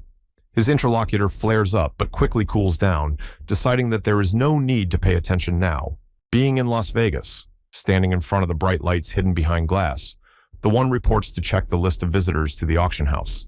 And there were 3 people with the name that Seo Juhong was so interested in. Seo Juhong hummed thoughtfully. Seo Juhoon gets out of bed, noting that apparently he'll have to go there and personally complete the inspection, to which Seung Woo interjects if he's really willing to do that. Suddenly, interrupting the conversation, a window pops up in front of him, warning that a high-ranked belief relic has been used on him. His future has been predicted, to which Seo Juhong mutters that this thing is already starting to annoy him. The caller hovering on the phone asks if Seo Juhong is still there, but he silently ponders. But eventually, he does confirm that he is listening, and with a smile, adds that he will stay in the US longer than he originally planned, because there is one place he wants to visit. A relic in the form of a book floats in the air in a glow of power. It is a work by Prince Setoku, containing predictions about Japan's future. There was no evidence of its existence, but it was still mentioned frequently in ancient writings. In fact, this relic was one of the first to enter society, and instead of building a tomb, it simply chose a hostess. To be more precise, the mistress was Sasaki Yuku, calmly walking somewhere. She bumps into a book and picks it up, puzzled as to what it is, and thinks that lying further in the mud will only make her dirtier. But in the end, she still leaves the find where she picked it up and walks away. Sasaki became the one chosen by the prophetic relic. Sasaki holds up the book irritably, having found it among her belongings. The relic follows her wherever she goes. The same book suddenly appears among other mundane publications at the booth, which frightens Sasaki. She burns and tears the relic, but it keeps appearing. An unassuming man in an austere suit explains the situation to Sasaki. He is a representative of the authorities who have learned of the relic's existence and are now trying to recruit its owner to the research team. Thanks to her cooperation, her family is now living well, smiling in a shared photo, and the government can find relics one by one thanks to predictions. It seemed like she would live happily ever after, but things always don't go according to plan. Since Sasaki left her studies to concentrate on her work, she couldn't understand the meanings of the complex kanji, which meant the predictions were incomplete. She tries to find out the meaning of the symbol from another employee, but the other employee just can't see it. A lifeless hand lies in the dark, surrounded by red sparks. The owner of the other relic item outranked Sasaki, and it cut her life short relatively early on. Meanwhile, Seo Juhong arrives at the international airport, explaining that he initially didn't want to contact Sasaki because of her imminent death. Still, since they're trying to track him down, he'll have to adjust his plans. Already sitting on the airplane, he thinks that the fact that Japan got involved with the very same Quan doesn't make her better in his eyes, so now he just has to ruin their plans. Meanwhile, Sasaki sits quietly in front of the TV, watching some singer perform while someone calls her name a few times. Sasaki clutches the pillow to her chest, dreamily noting that the speaker is not only handsome, but talented, to which the man looking for her remarks that it's about time she got down to business. She, pouting, clarifies whether it is necessary right now because the most beautiful moment will be shown soon, to which the man notices that she is watching it for the 4th time. In the end, Sasaki does go up. However, she notices that she really likes the show, and the man awkwardly apologizes for pulling her away from watching it. As they walk, an office worker politely greets Sasaki. With a sigh, Sasaki sits down at the table, complaining that she has to read and interpret complex inscriptions again, a task that reminds her that every obscure symbol must be copied precisely and passed on. She, however, already knows all of this, so she simply confirms that she will and looks at the page. Suddenly, her harsh scream causes the other workers in the department to jump to their feet. They ask what happened, and Sasaki, grasping the woman desperately, says that the book says that she will be killed. This time, the words are plain and simple, but communicate that she will be robbed of her life. Sasaki throws another glance at the page filled with rows of glowing symbols and asks, "What's going on?" She thinks it's definitely going to be because of Seo Juhong since Abe died because of him, too. The other employees ask her to calm down and inquire if there are any other predictions besides this one, because the relic would likely provide more information if an intruder were to come to the department. With some trepidation, Sasaki looks toward the relic, trying to cheer herself up so that she can see the future. With determination in her eyes, she declares that the department workers are right and there's no way she'll lose to Seo Juhong. Meanwhile, Seo Juhong arrives at Haneda Airport while the secret services are talking over each other, declaring alert because their target has arrived. When asked if he needs to be eliminated, the answer is negative, only to observe with relic items for now. As Seo Juhong heads for the exit, one of the conversationalists clarifies if they had any problems tracking his path last time, to which he gets the reply that it's fine now and the relic can handle it. Commander Mori, standing before the soldiers, announces that using the prediction, they will solve the problem once and for all, and the first step will be theirs. The soldiers simultaneously confirm that they understand. Meanwhile, Seo Juhong enjoys the sushi, noticing that, as you might expect, the dish prepared by the master is excellent. Putting away the sticks, he wonders how much longer the local archaeologists will put off attacking him. Opening a notebook page completely scribbled with repetitive phrases, Seo Juhong notes that he's been threatening Sasaki's life for a while now. Since that's the case, the local military should already show itself. Adding a couple more lines to the page, he thinks that the relic should have already told her about these notes, because they should definitely get her attention. And given the difficulty in tracking him, Seo Juhong deliberately moved as slowly as possible. When he hears a sound, he turns his head. Looking in the direction of the source of the noise, he notes that the Japanese soldiers should be here by now. Behind the wall, a man with a gun nervously orders the person next to him to be quiet. The one dressed as a cook hurriedly apologizes. They sit behind the screen that separates the small room where Seo Ju-hyun is having lunch from the corridor. Chef turns to the waitress dressed Sasaki and asks if she's ready. She replies that she's not at all and asks if that's normal. She recalls that the man there is going to kill her, and she doesn't understand why she has to go. Cook reassures her, saying that all she has to do is look Seo Juhong in the eye, and that by handling this, Sasaki would be able to easily track down Seo Juhong and find out everything about him. The silhouette behind the screen is still immovable. He also reminds her that Seo Juhong has no idea what Sasaki looks like, so everything should be fine. She grudgingly agrees, admitting that it's true. Chef assures her that if things get complicated, they'll get Sasaki out of trouble at any cost, and she, clutching the small tray tightly, tells herself that she just has to do it.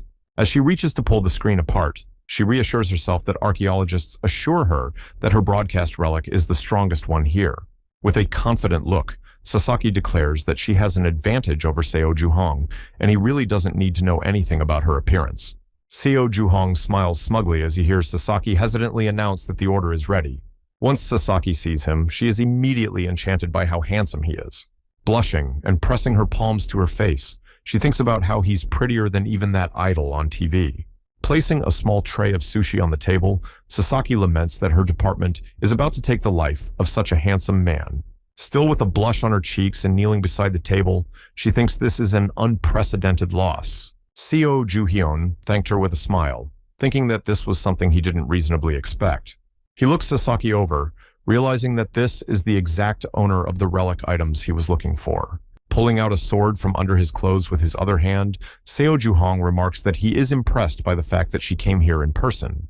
The military, watching him through cameras, immediately notices this and orders someone else to get ready because Sasaki is in danger. Meanwhile, the men with guns standing in front of the entrance to the room where Seo Juhong is having lunch are cursing Sasaki, wondering why she didn't come out immediately after completing the task and what she could possibly be thinking in such a case. Suddenly, Sasaki rises to slam the screen door shut tighter, leaving both the military and Seo Juhong discouraged. And then she turns around and asks with excitement on her face if she could become a fan of Seo Juhong. Such a suggestion obviously throws him off balance, making him wonder what's going on. Sasaki chuckles and, apologizing, clarifies that Seo Juhong is definitely not an actor. One of the military men grabs his head in despair, not understanding why Sasaki would lock himself in a room with Seo Juhong until the other draws his attention to something by pointing his finger at the screen. The camera shows Sasaki talking to Seo Juhong, and the military speculates that she's trying to get more information from him. But that still requires Captain Mori's approval. With a nervous look, Seo Juhong tries to clarify with Sasaki what she meant by her suggestion. She hurriedly explains that she just wants to chat. Still realizing that perhaps the person she's talking to doesn't know Japanese, she begins typing something passionately on her phone. Finished typing, Sasaki shows Seo Juhong his phone screen. There, in broken English, she briefly explains the situation. Still, her inept construction of phrases makes Seo Juhong grudgingly wonder what she was using. Glaring at the befuddled Sasaki, her new icon, Seo Juhong, notes that he generally understands what she means, but doesn't understand why he's acting so careless in this dangerous situation. Borrowing her phone, he types out a reply, noting that it doesn't really take long to think about such a great opportunity. Finished, Seo Juhong shows the message to a smiling Sasaki, and from the looks of it, she's happy with what she sees. Meanwhile, in the corridor, the men with guns are whispering. One asks the other if he can hear anything, but he gets a negative answer. Suddenly, startling them and making them question themselves, a table abruptly flies out from somewhere, and a rope dangling from the ceiling jiggles. Stunned, they notice too late exactly what the rope is, and only have time to exclaim that there is something there. Relic binds them tightly, leaving them lying on the floor, and Seo Juhong and Sasaki leave the room. With a chuckle, Seo Juhong declares that he knew something like this could happen here, so he set up a relic in the hallway beforehand. Sasaki looks out from behind him in amazement. As she walks away, she looks back at the bound men, asking her to stop, while Seo Juhong calms her down, explaining that it's all just so they won't be disturbed, and afterwards suggests they go on a date. It turns out that the message he showed Sasaki back then was asking if she wanted to go for a walk with him. Sasaki asks, with a chuckle, if Seo Ju-hoon really knows Japanese. Slipping his jacket over his shoulders, the man admits that not much at all and clarifies if other people came with Sasaki as well. He assumes the military is here with her, which Sasaki confirms, a little surprised. Seo Juhong explains that the soldiers don't like him, and therefore are unlikely to let Sasaki go with him. He also calls them boring, and implies that they are burdening her with tedious work, which she quickly agrees with. Seo Juhong rubs Sasaki's head and offers to run away with him, letting the military chase after them, only asking him to keep up if possible. Sasaki is surprised to notice that he doesn't seem scary at all in that way. Leaving the bound and mooing military behind her, she thinks, is he really the man who is going to take her life? Keeping a little behind, Sasaki believes she still has an advantage, as she has looked into his eyes and can now read the future. But when Seo Juhong reports that they now seem to have broken away, Sasaki giddily remembers that she had left the relic at home. She's about to decide that it doesn't mean anything because Seo Juhong is obviously a good person, as the blade of the katana presses almost absent-mindedly against her throat. Flustered by this turn of events, Sasaki, who has helplessly raised her palms, is given only a couple of simple demands. Be quiet and show her phone soon. And when she legitimately obeys, Seo Ju-hyun calls her a good girl with a satisfied smile. She still can't keep from screaming at her cell phone, though, when Seo Ju-hyun drops it on the ground and then steps on it, shattering the device. Sasaki asks indignantly what he's doing, and Seo Ju-hong, still not putting his weapon away, puts his finger to his mouth and tells her to be quiet, explaining that he's only getting rid of things that can be traced back to him. Approaching Sasaki from behind, he adds that military intervention at this point would be highly unpleasant. Leaning down to her ear, Seo Ju-hong grins and calls her the owner of the heirloom items, wondering if she really believed he could unrecognize her. Nearly crying, Sasaki bitterly realizes that the man knew everything from the beginning. Now, in her eyes, Seo Ju-hong only seems even more creepy than before. The action shifts to a cafe, where an employee places drinks in front of Seo Ju-hong and Sasaki before stepping away. With tears in her eyes, Sasaki watches as the door closes behind the waiter, cutting her off from possible help. Seo Ju-hong orders a relic in the form of a rope to bind Sasaki, which it does. The relic ties her wrists together, causing a brief shriek of amazement. With her voice trembling with fear, Sasaki calls Seo Ju-hong a liar and says that he went too far in deceiving her with this date, to which he only laughs and, grinning as he picks up the extravagant dessert, declares that they're already having a great time at the couple's cafe, so this must count as a date. Sasaki asks him worriedly what he is going to do with her then. Is he going to take her life like the prophetic relic predicted? Tasting the dessert, Seo Ju-hyun admits that he had really planned to do just that before. Pointing to the katana in his backpack, he adds that he could have easily taken her head off if she had gotten a little closer then. In front of an astonished Sasaki, Seo Ju-hong adds indifferently that she was even stupider than one would assume, which is what allowed him to get this far. Motioning her a notepad, he orders her to take out the prophetic relic and write down everything she sees there. Sasaki admits to worrying that she left this very relic at her house. Seo Ju-hong then simply pulls up her sleeve, exposing 3 bright red marks, and asks if she really hoped he wouldn't notice something like that. He also clarifies if these marks appeared right after the first time he used the relic. He tells Sasaki to touch the marked forearm and summon the prophetic relic right here. If she summons it, she can use it here. Lowering himself back into his own seat, he notes with a sigh that he finds it hard to believe she wasn't even explained the basics. Sasaki, meanwhile, stares in amazement at the prophetic relic, indeed appearing in a small cloud of smoke. She is clearly surprised that it worked. Seo Ju-hong, on the other hand, calmly states that all Sasaki has to do now is rewrite what she can but miss a line, and she'll be killed instantly. He tells her to get started, and watches her work with her hands tied together. Sasaki does precisely what she was told. Time is slowly ticking away. Seo Ju-hyun is just watching something on his phone until something causes him to get distracted. He looks up and asks why Sasaki has slowed down if she's not getting a break. She honestly replies that it's because her arm hurts and clarifies how much text he needs. Returning to the phone screen under the gaze of a worried Sasaki, Seo Ju-hong repeats all the text that's in the relic, to which Sasaki cautiously offers to just hand him the item relic if he'll let her leave. But Seo Ju-hong refuses, ordering him to keep rewriting. Sasaki sobs. Squinting his eyes, Seo Ju-hong explains that if he wanted a prophetic relic, he would have appropriated it long ago. However, he did not do so because of its S rank. Attempting to subdue such a one could fail and bring great suffering. He recalls how bad his arm looked after subduing Muramasa.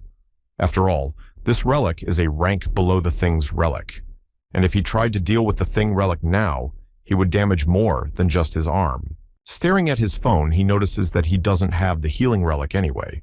There's some sound that makes him look up and take his eyes off his smartphone. The soldiers arrive at the cafe. The manager accompanying them asks the soldiers to leave before the customers get frightened, to which Commander Mori only waves them off, saying that they will get through this quickly. He orders his subordinates to find any other exits and to examine every room. The soldiers immediately rush to carry out his orders. Opening the door to look out, Seo Ju-hong notices the obvious. The military is already here. He turns to Sasaki to clarify how much she's had time to do, and she replies that she's almost done filling out her notebook. Seo Juhong decides that's enough and takes the sheets, which causes Sasaki to clarify in amazement, wondering if she can go then. But Seo Juhong says there's more to it.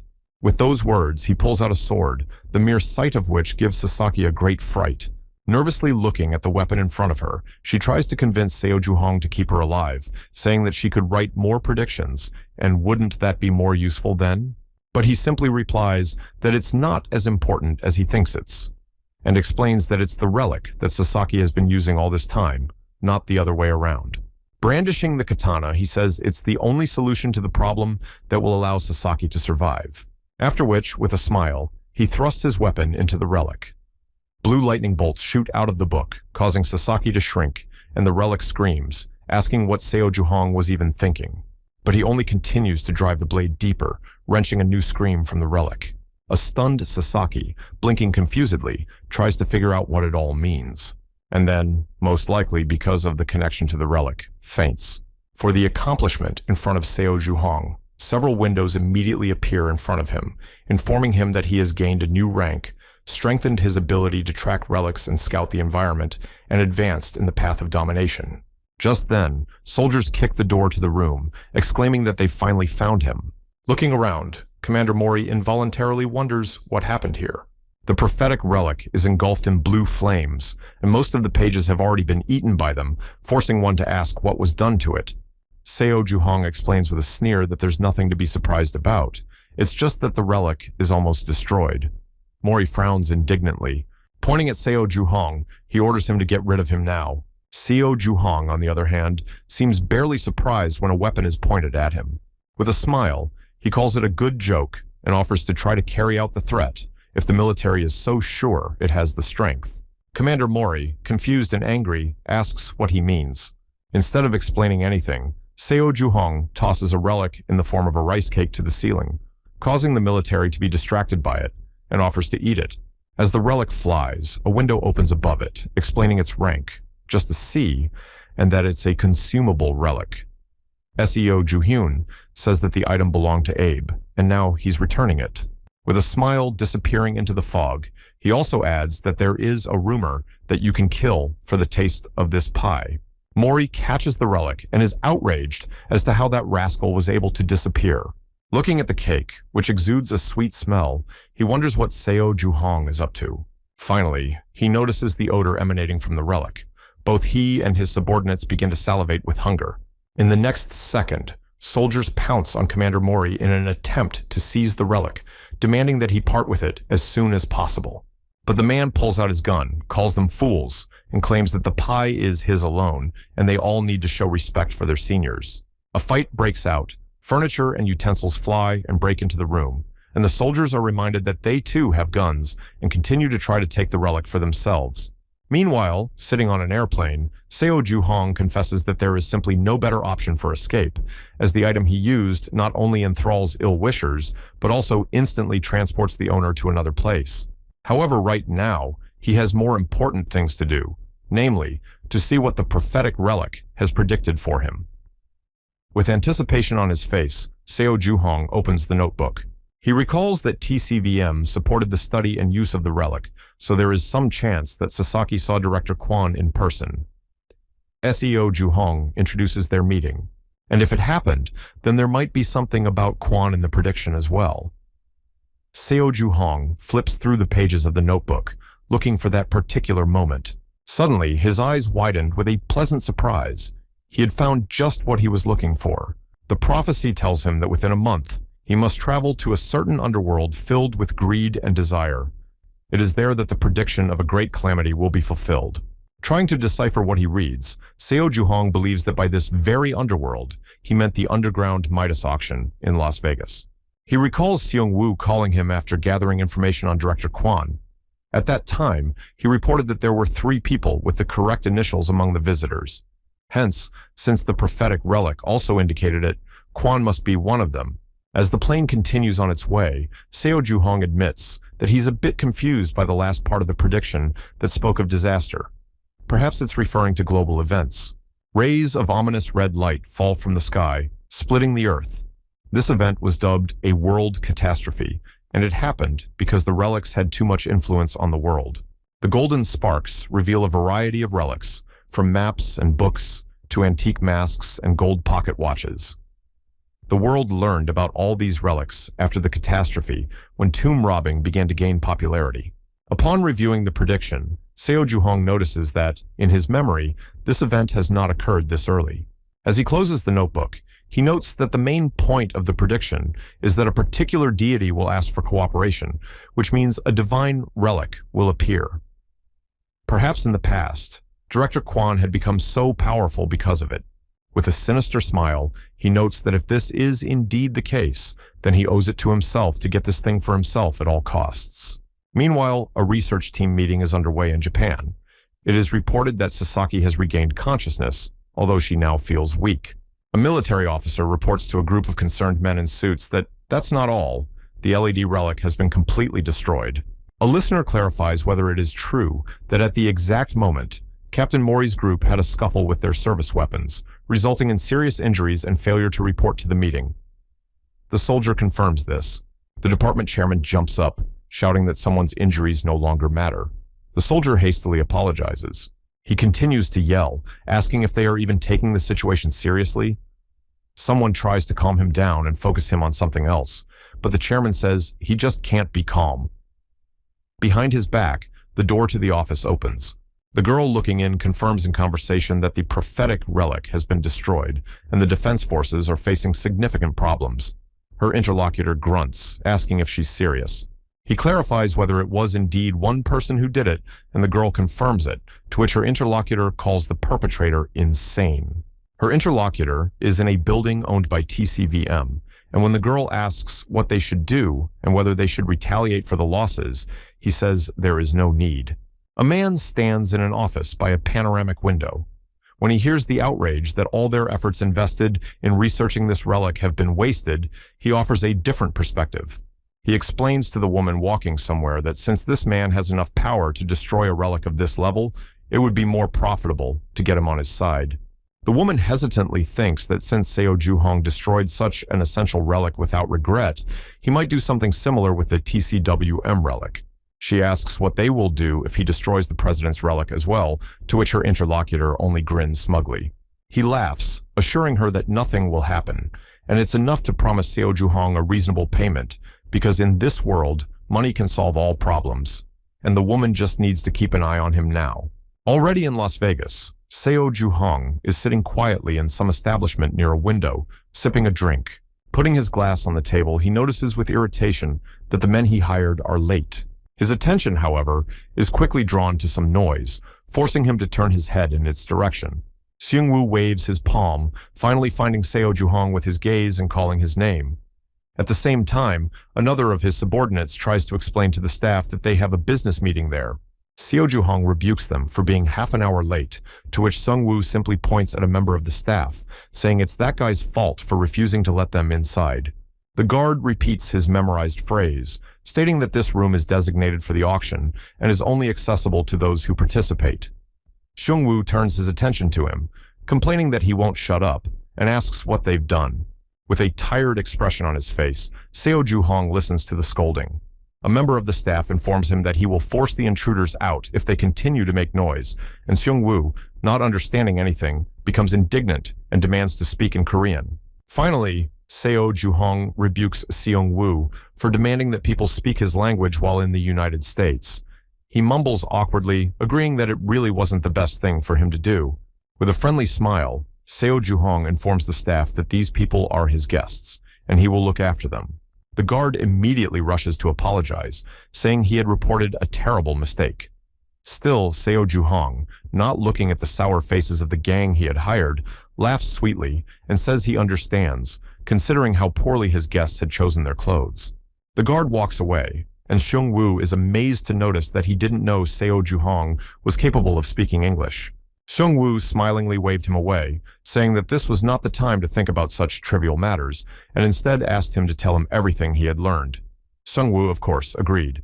He hands over a stack of papers containing information about 3 bidders with the correct initials. Seo Ju-hyun looks through it, noting that they've done a good job. Looking up, he decides that these guys might be helpful to him after all. Sung-woo wonders if Seo Ju-hong was able to find the person he was so interested in, and he receives confirmation. Seo Ju-hong drops the required file on the table, noticing that it's exactly the same fake identity that Kwon Tae-jun used in his past.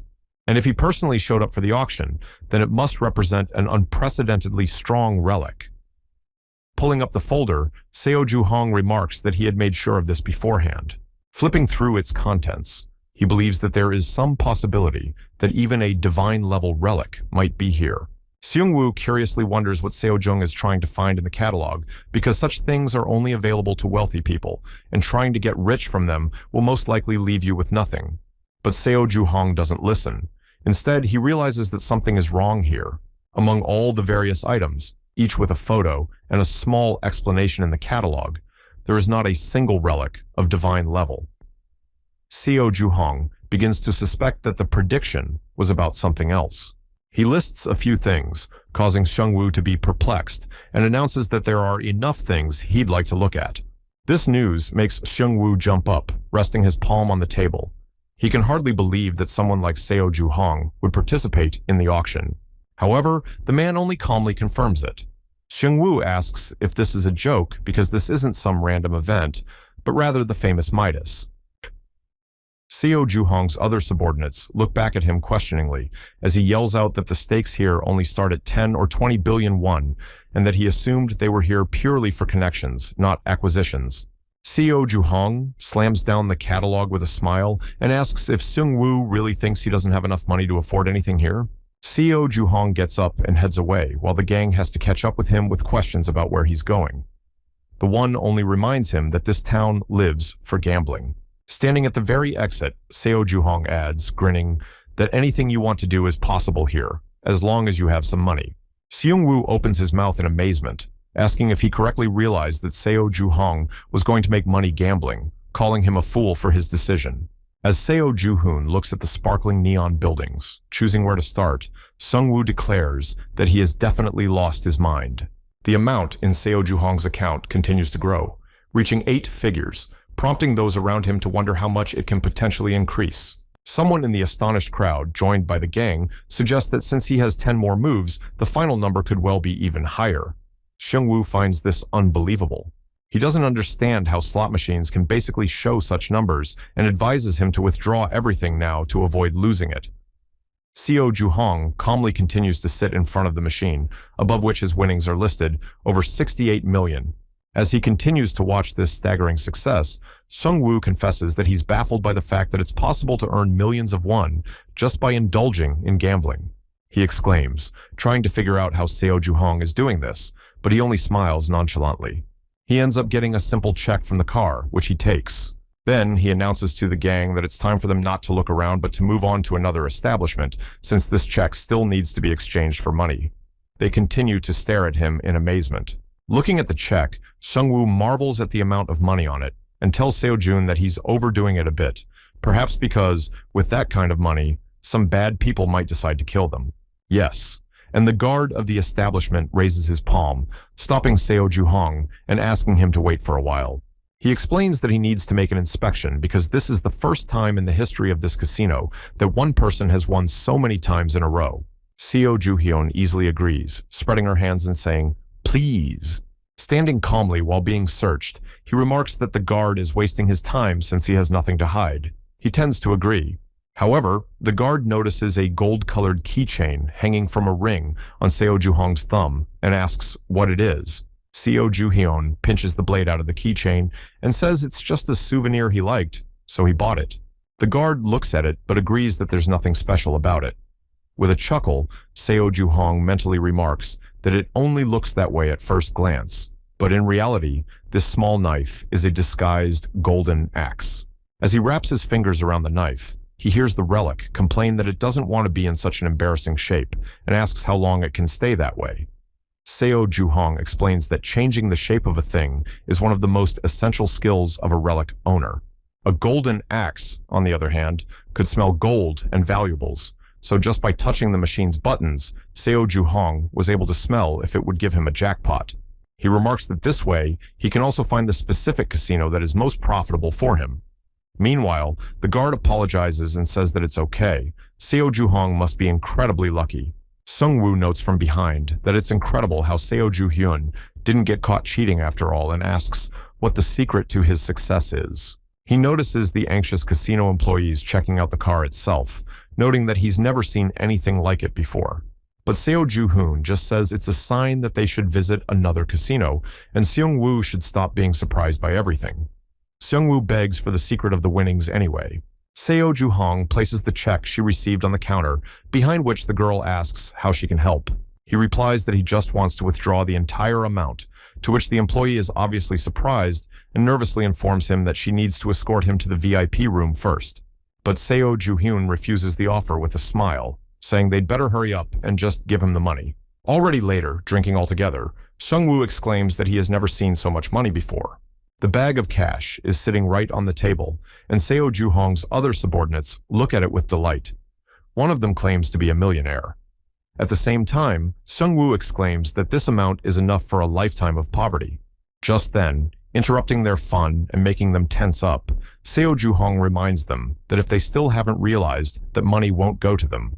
His subordinates hastily confirm that they understand, but they are just delighted by the unprecedented amount of money.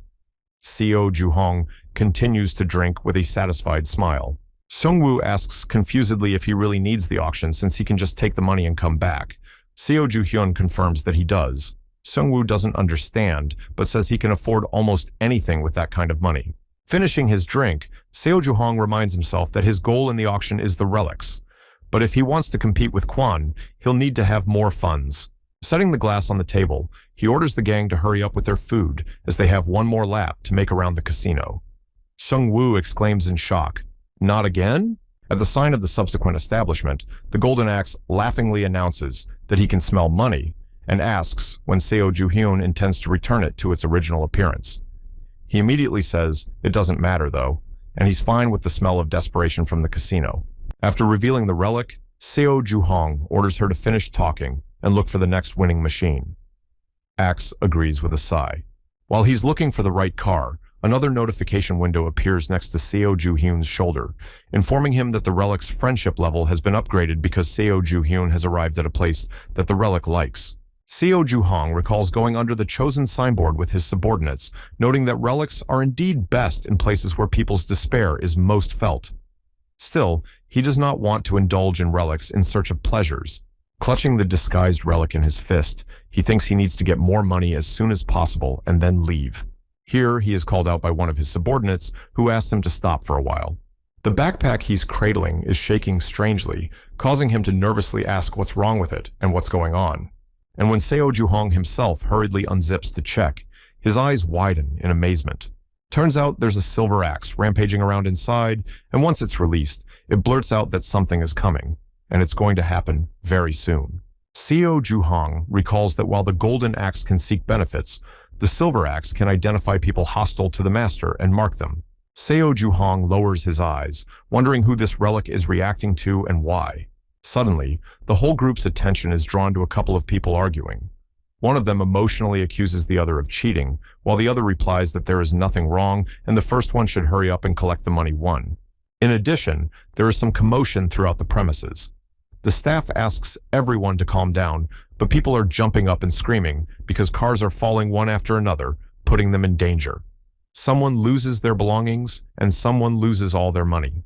While Sung-woo wonders what's going on here, a man with a creepy smile, unnaturally glowing red eyes, and a knife at the ready appears behind him. However, a stranger ends up jumping on Seo Ju-hong, yelling and demanding his money back. But Seo Ju-hong only needs one quick and strong movement to drop his attacker to the floor on his back, causing him to cry out in pain. It's clear from his clothes that the attacker is a local laborer. Seo Ju-hyun asks him if he's all right in the head and if he realizes what he's doing by attacking random people. Lowering his head, Seo Ju-hong pondered.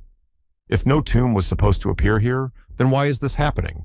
Suddenly, someone's presence causes him to turn around sharply, his wary expression evident.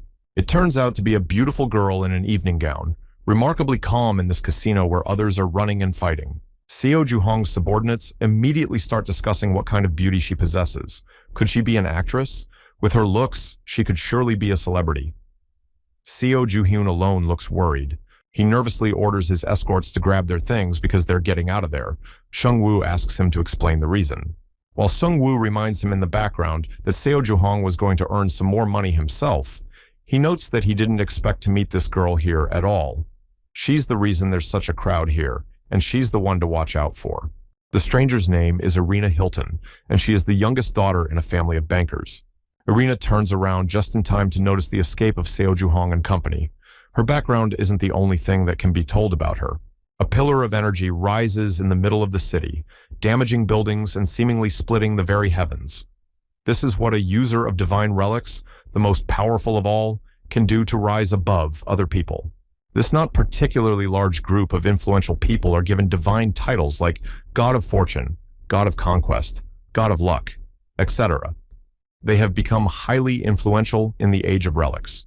And among all these people, Irina Hilton enjoys one of the most terrifying relics.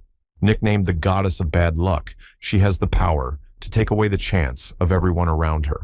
Seo Ju-hong is already getting closer to the exit, recalling that some people and companies lost money and went bankrupt due to Irina. Even the global financial crisis was partly her fault. Therefore, she should be avoided.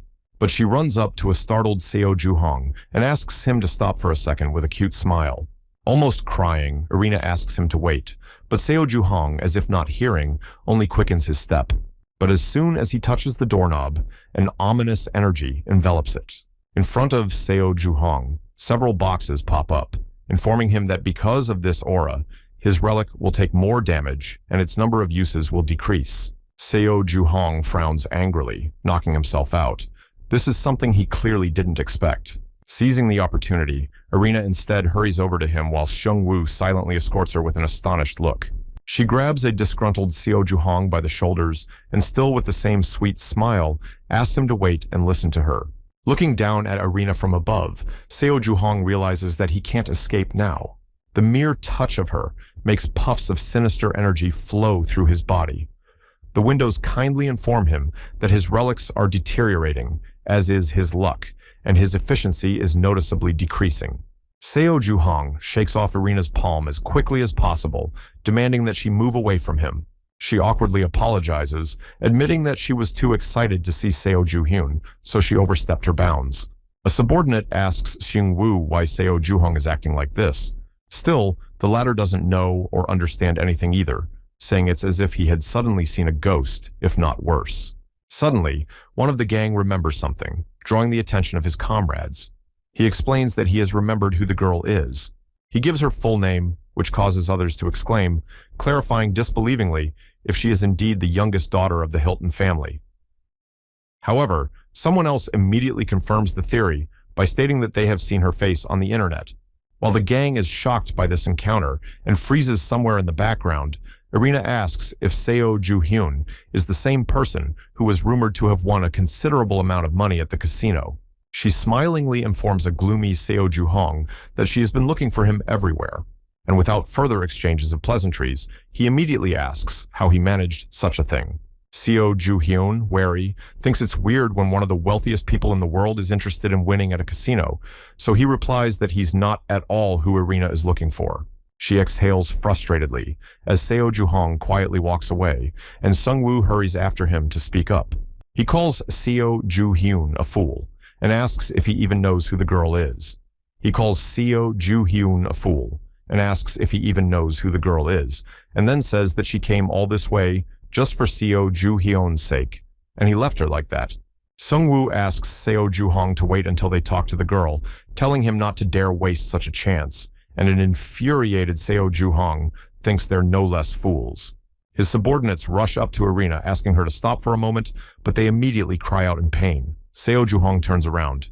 Irina apologizes, but everyone near her is already crawling at her feet in an ominous aura, complaining of pain and asking for an ambulance. Seo Ju-hong remains meaningfully silent.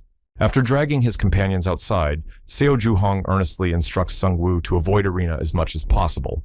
The man, still holding his stomach, asks what he means.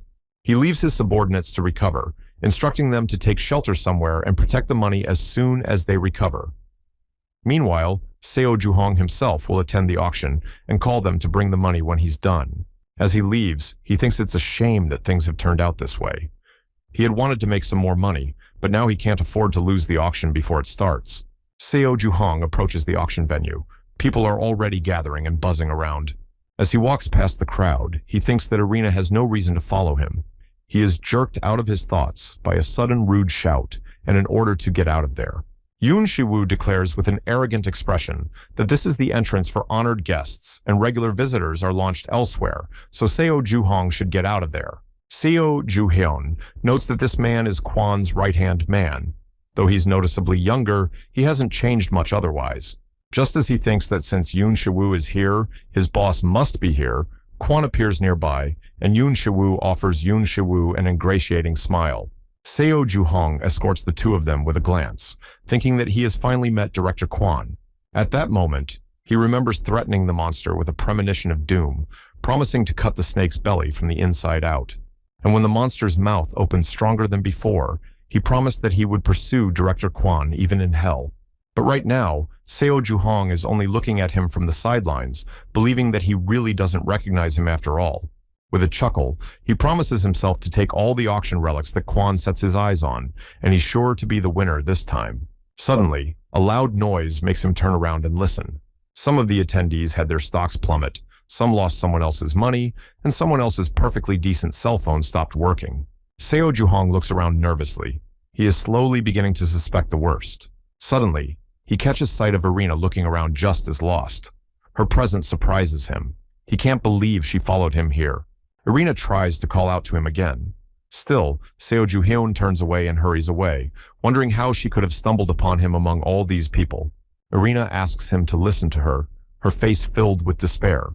She says that she's gone through all the options, and now she really doesn't know what else to do. Seo Juhyun starts to get annoyed.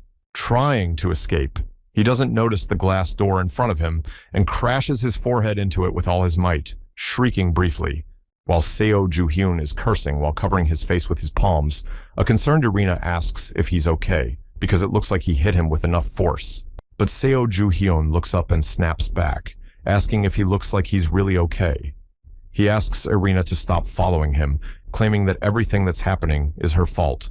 But suddenly, Irina replies with a smile that Seo Juhyun is right, and that's exactly her problem. She looks around as if checking that everything is okay. In contrast, Seo Juhyun looks at her, wondering how anyone could even think of answering like that.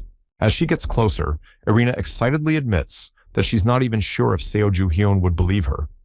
Still, she seems to bring bad luck to the people around her. And that's why she wants to become as lucky as Seo Juhyun, because she believes she can make everyone around her much happier that way. Seo Juhong reconstructs in her mind the image of Irina from the future, the goddess of failure who has ruined the lives of countless people and devastated several nations. Irina takes his hands gently, and his only thought is that she's acting like this now because she's pretending. But she just begs him to tell her what she can do to become just as lucky.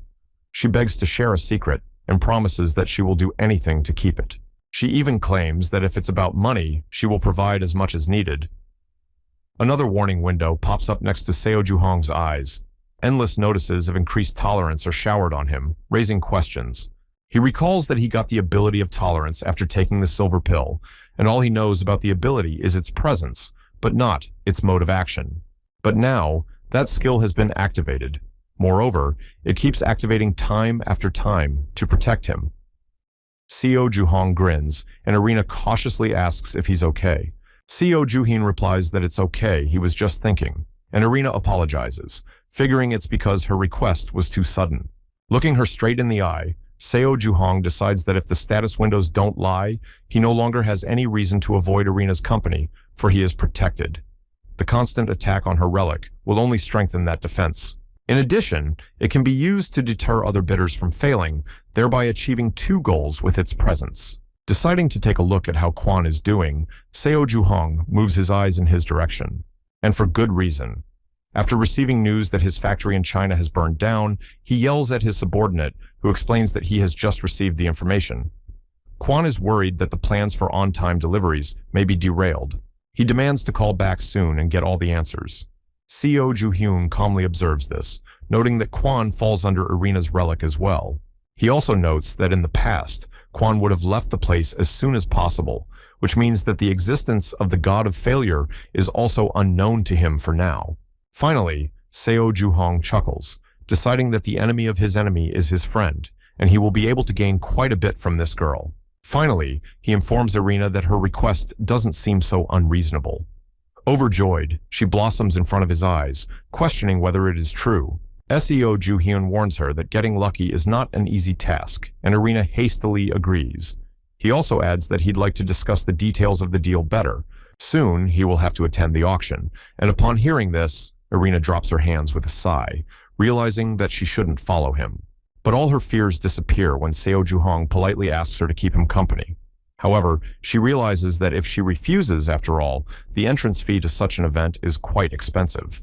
However, Irina immediately assures him that such an amount is no problem for her.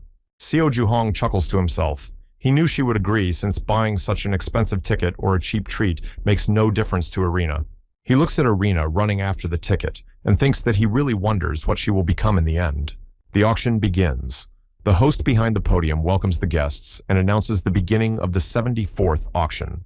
As he begins to announce the lots, Seo Juhong, sitting next to Irina, looks around at the people gathered, noticing that there's almost no one in the room. There are only a few people in the room. Seo Juhyun remarks that after he invited Irina to join him, the number of people present decreased by a factor of 3, as many people went to solve their sudden problems. Director Quan and Yoon Si-woo, on the other hand, did not leave the event despite the burning factory in China, which can only mean that some auction items are worth such sacrifices. Apparently, out of a desire to keep the conversation going, Irina turns her attention to the current lot, a regal wine several centuries old. She asks if Seo Juhong is going to repurchase it, but he replies that the thing he is interested in will be shown only towards the end of the first half of the auction. Irina confirms that she understands.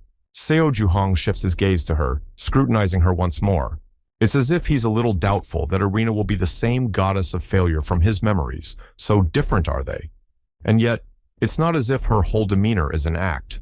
Recalling their conversation, in which Irina confesses to him that she can bring bad luck to other people, Seo Juhyun notes that the strange thing about it all is that it's as if she doesn't know about relics at all. And this, in turn, is only possible if someone tied the relic to her without Irina's own consent. Now, we can assume that initially, the goddess of bad luck was quite a sweet and cordial person.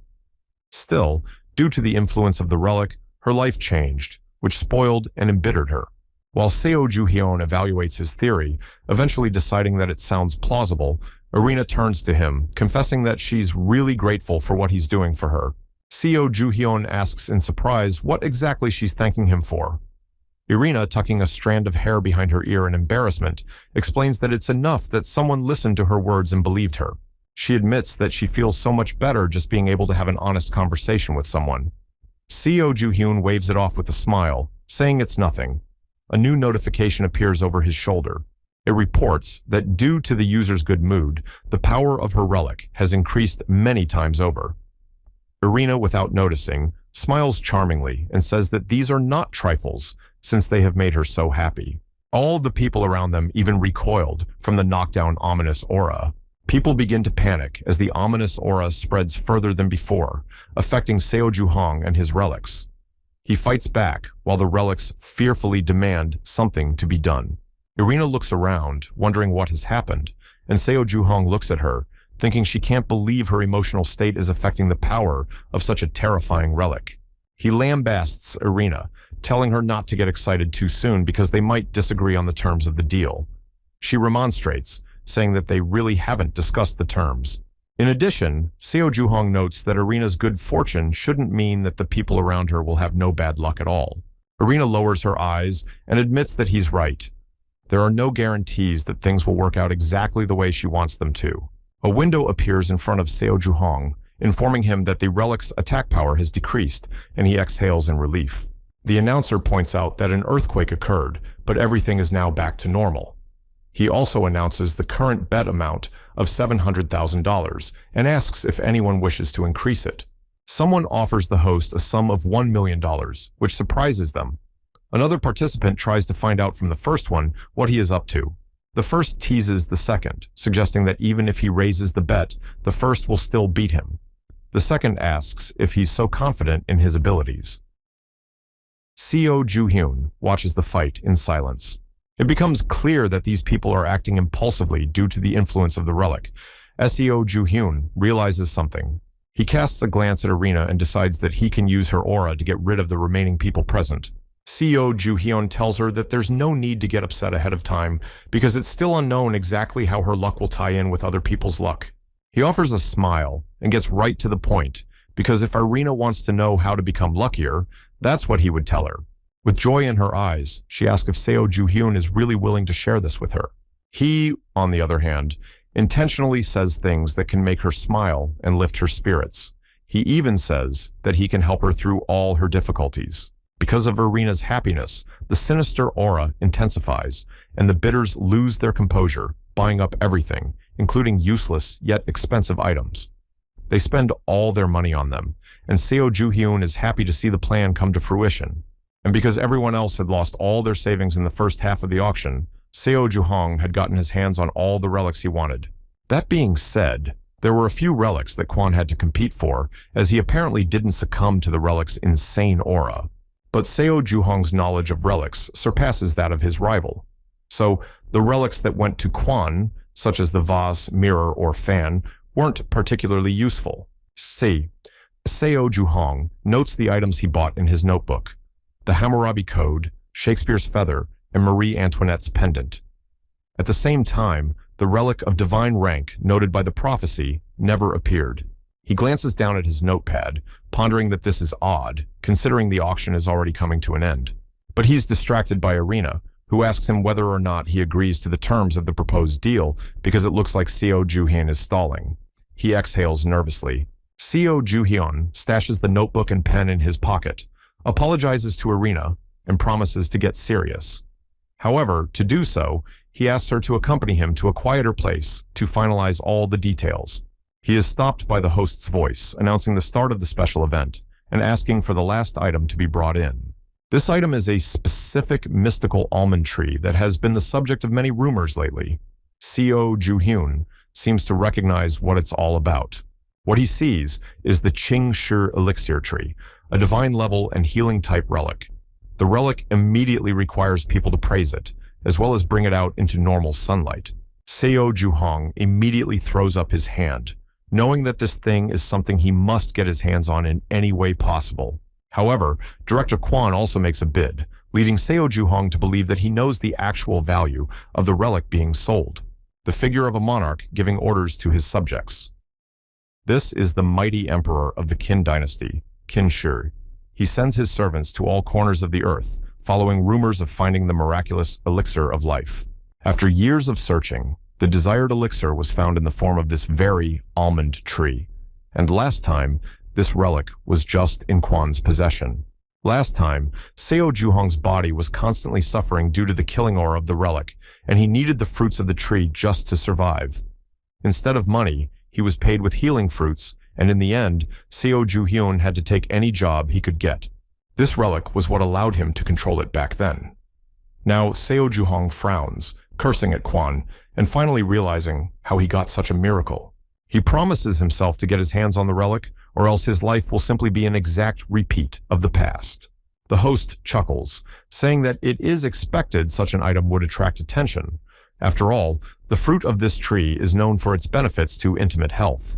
Both Seo Ju-hong and Director Kwon freeze awkwardly, realizing who they're making themselves out to be in front of the audience.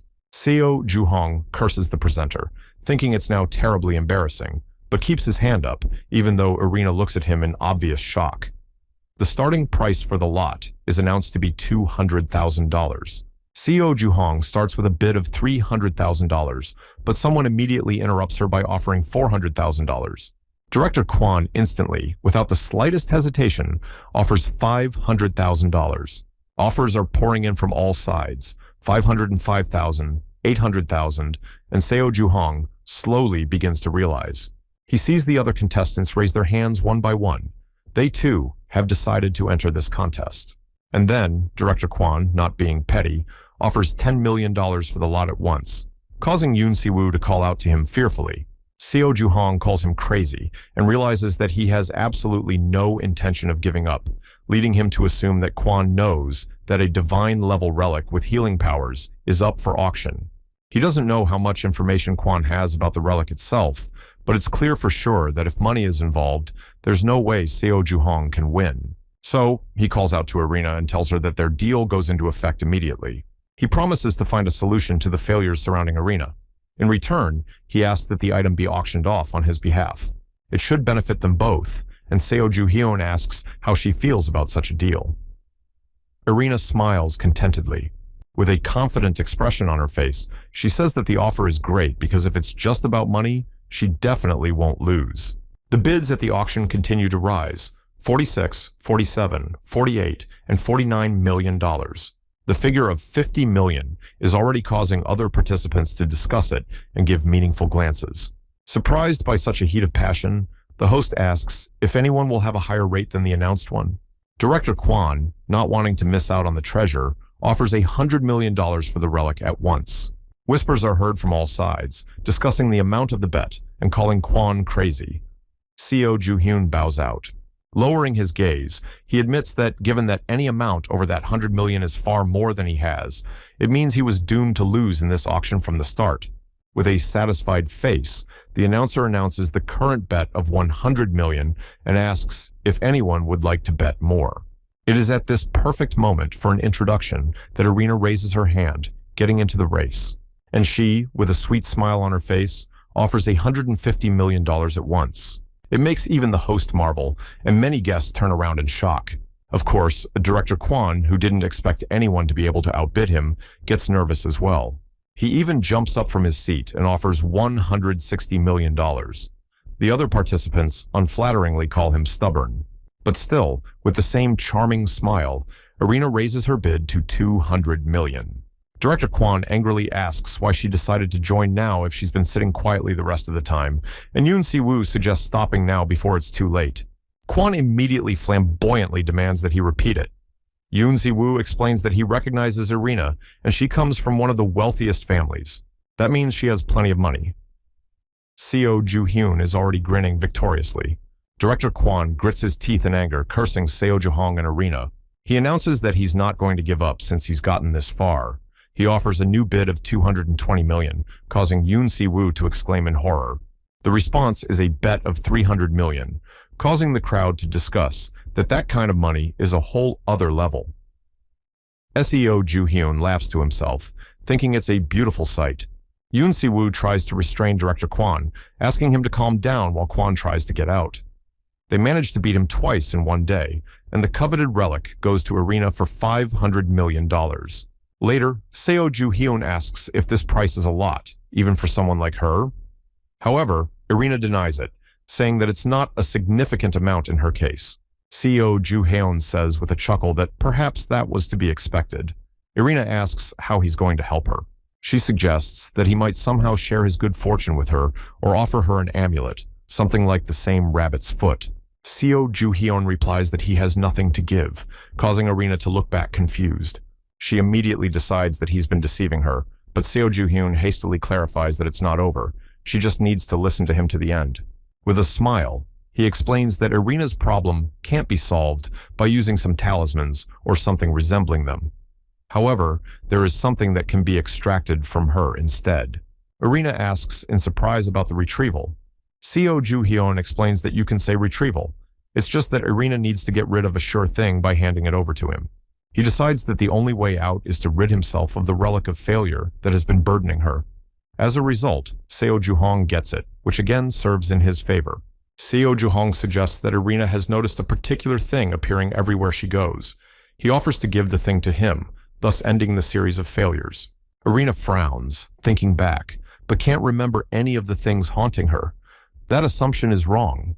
But Seo Ju-hong waves it off, saying there's no such thing, suggesting that they try to discard the things Irina has on her right now, one of which should turn out to be the one. But she says that she tried to do that once, but none of those things came back to her. Seo Ju-hyun finds that strange. He pitches across the table closer to her and asks if she has any tattoos then, any changes that happen for no reason. This time, there's recognition on Irina's face. She seems to understand what Seo Ju-hyun is talking about. He looks back at her expectantly. That's at least a lead to work with. Numerous heirlooms can be divided into two broad categories, personal and general.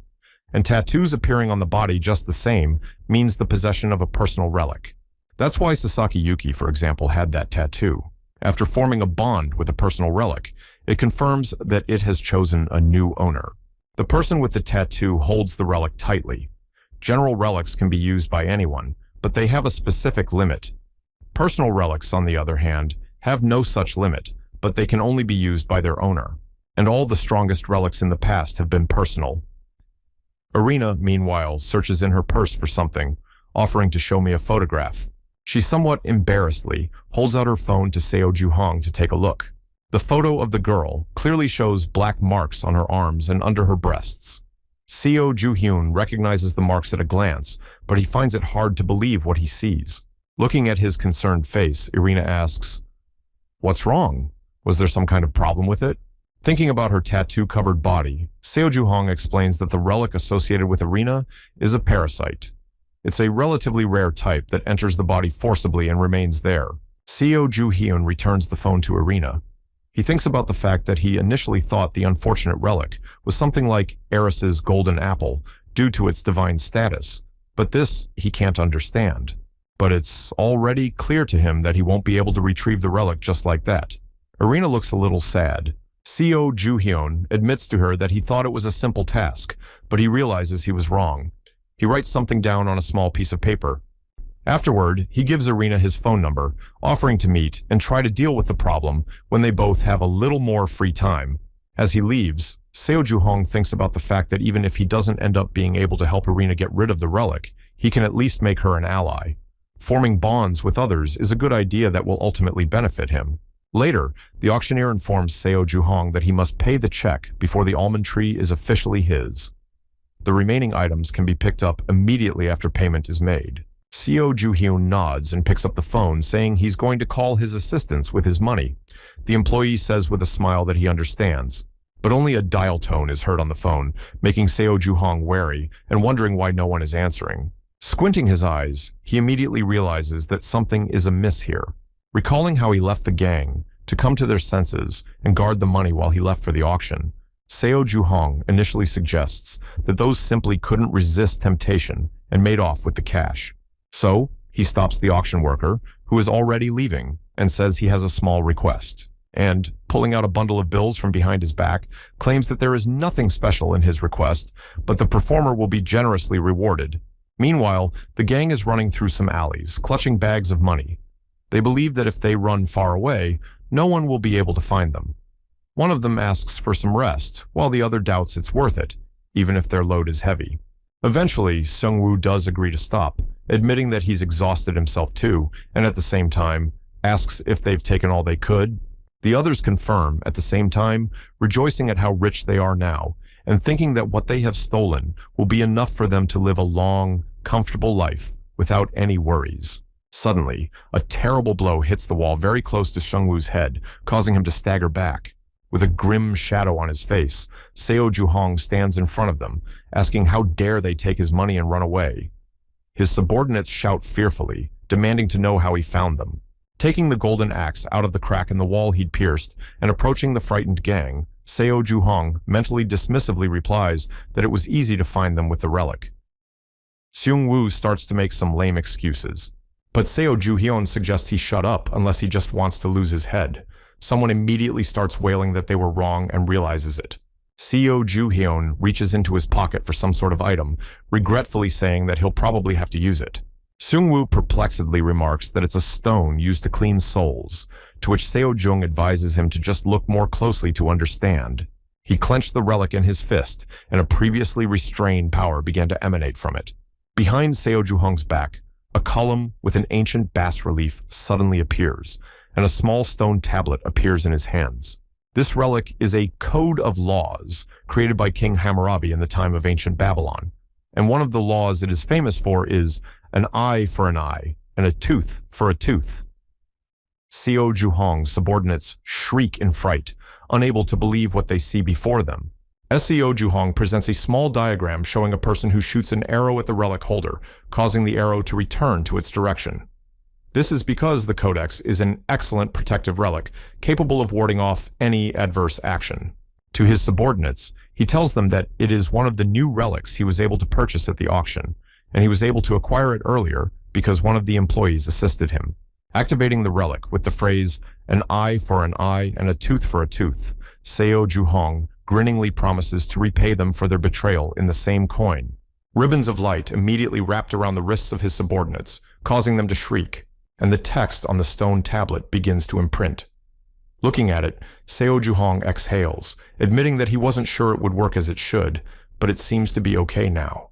As stated in the relic's description, the code phrase will return any attack to the enemy, regardless of its level or strength. Standing before his restrained subordinates, he remarks that he has always wondered if the code could limit people's actions in the present and the future, given that it was initially a set of laws. And that's precisely what the law is used for. Meanwhile, the shackles on his hands disappear, leaving Shengwu to wonder what that just was. Seo Juhong explains with a chuckle that it's no big deal, he was just testing the item he received. From now on, the gang just doesn't need to betray him, and then nothing bad should happen to them. If they do take a chance, however, they'll be torn to shreds. Of course, Shengwu cries out in disbelief, and Seo Juhong merely adds that he can consider that he has voluntarily signed up to sell himself into slavery, to which he immediately indignantly tries to understand on what grounds. The other subordinates, however, are inclined to believe that this is the case, and try to convince Shengwu of this, by saying that a healthy stone pillar has appeared by itself. Shengwu nervously asks if Seo Juhyun is psychic, but the latter, hiding the relic, simply confirms it. Seo Juhong also graciously warns them that the whole world is about to be turned upside down. Still, his subordinates will be fine because he will take care of his property. Looking at the not-so-enthusiastic subordinates, he says that they will benefit from this approach, and he will even reward them for a job well done. Nodding at the bag thrown on the ground, Seo Juhong promises that they can earn an amount even more than what is there. He will just let them make money for as long as they want. This offer raises a question. Is this serious? Shengwu, on the other hand, just nods, saying that they understood. However, one question remained. He asks a grinning Seo Juhong what exactly they'll have to do, to which he says they'll see for themselves soon enough. The very next day at the hotel, the subordinates were already standing in Seo Juhong's room, looking at the gardening tools in amazement and saying that they had arrived at 9 as agreed. However, they clearly can't understand what it all means or why these supplies are in the room. Seo Juhyun, on the other hand, mockingly asks why they're surprised, since this will also be part of their job. He draws the gang's attention to an almond tree nearby, calling it cranky, and he says that the task of his subordinates is to feed and grow it. The tree itself lies on a thin layer of earth and complains about how dare anyone treat it like that. Shengwu immediately cries out, surprised that the tree is squeaking. Picking up the mug from the table, Seo Juhong promises that the plant won't bite, so they just need to hurry up and transplant it into the pot, and he really doesn't want to repeat the task twice. Also, offhandedly, he mentions that the relic is estimated to be worth $500 million, so the gang should be cautious. Shengwu can barely believe such numbers, and the tree only now notices the stranger who picked it up. Seo Juhong drinks quietly and watches the others work while listening to what the tree says. The tree is quite happy with this treatment. While his subordinates are planting the plant, it graciously announces that it is accepting this person, which makes Seo Juhong surprised to discover that these people are not bad at communicating with relics. He recalls how he tried to curb the tree and, as a result, was still able to make a contract with it. However, its cries were so deafening that it was impossible to sleep. The fact is that healing relics tend to favor those who follow the path of communication rather than those who choose the path of submission. So his subordinates, who were currently tending to the plant, would be perfect for the role of his nannies. Seo Juhong remarks with a chuckle that he only gave them the job in the first place because he didn't want to get his hands dirty, and he didn't even think they would be that good at this kind of work. Suddenly, someone starts calling him, and Seo Juhyun recognizes the number, albeit not immediately. He'll remember it always, even if he doesn't have it on tape. So he picks up the phone and says he's listening. On the other end of the line is Director Kwan. He introduces himself as the owner of TCVM and asks if Seo Ju-heon is speaking with him. He confirms this and asks what business Director Kwon has with him. Seo Ju-hyun knew from the beginning that the number belonged to this old man. If he's calling himself, it means he's already started digging into Seo Ju-hyun. Kwon suggests getting straight to the point and says that he heard that Seo Ju-hyun was the one who took the almond tree from Arena Hilton. So he would like to arrange a meeting to discuss the matter. Seo Ju-hyun mentally notes that the old man was quick to sniff out everything, and instead of agreeing, he replies that he has nothing more to say about the tree. In general, he has to end this conversation because of his busyness. This behavior obviously surprises Kwon. He bows out at the hung-up caller while Yoon Si-woo cautiously clarifies what's wrong. Did the conversation go awry?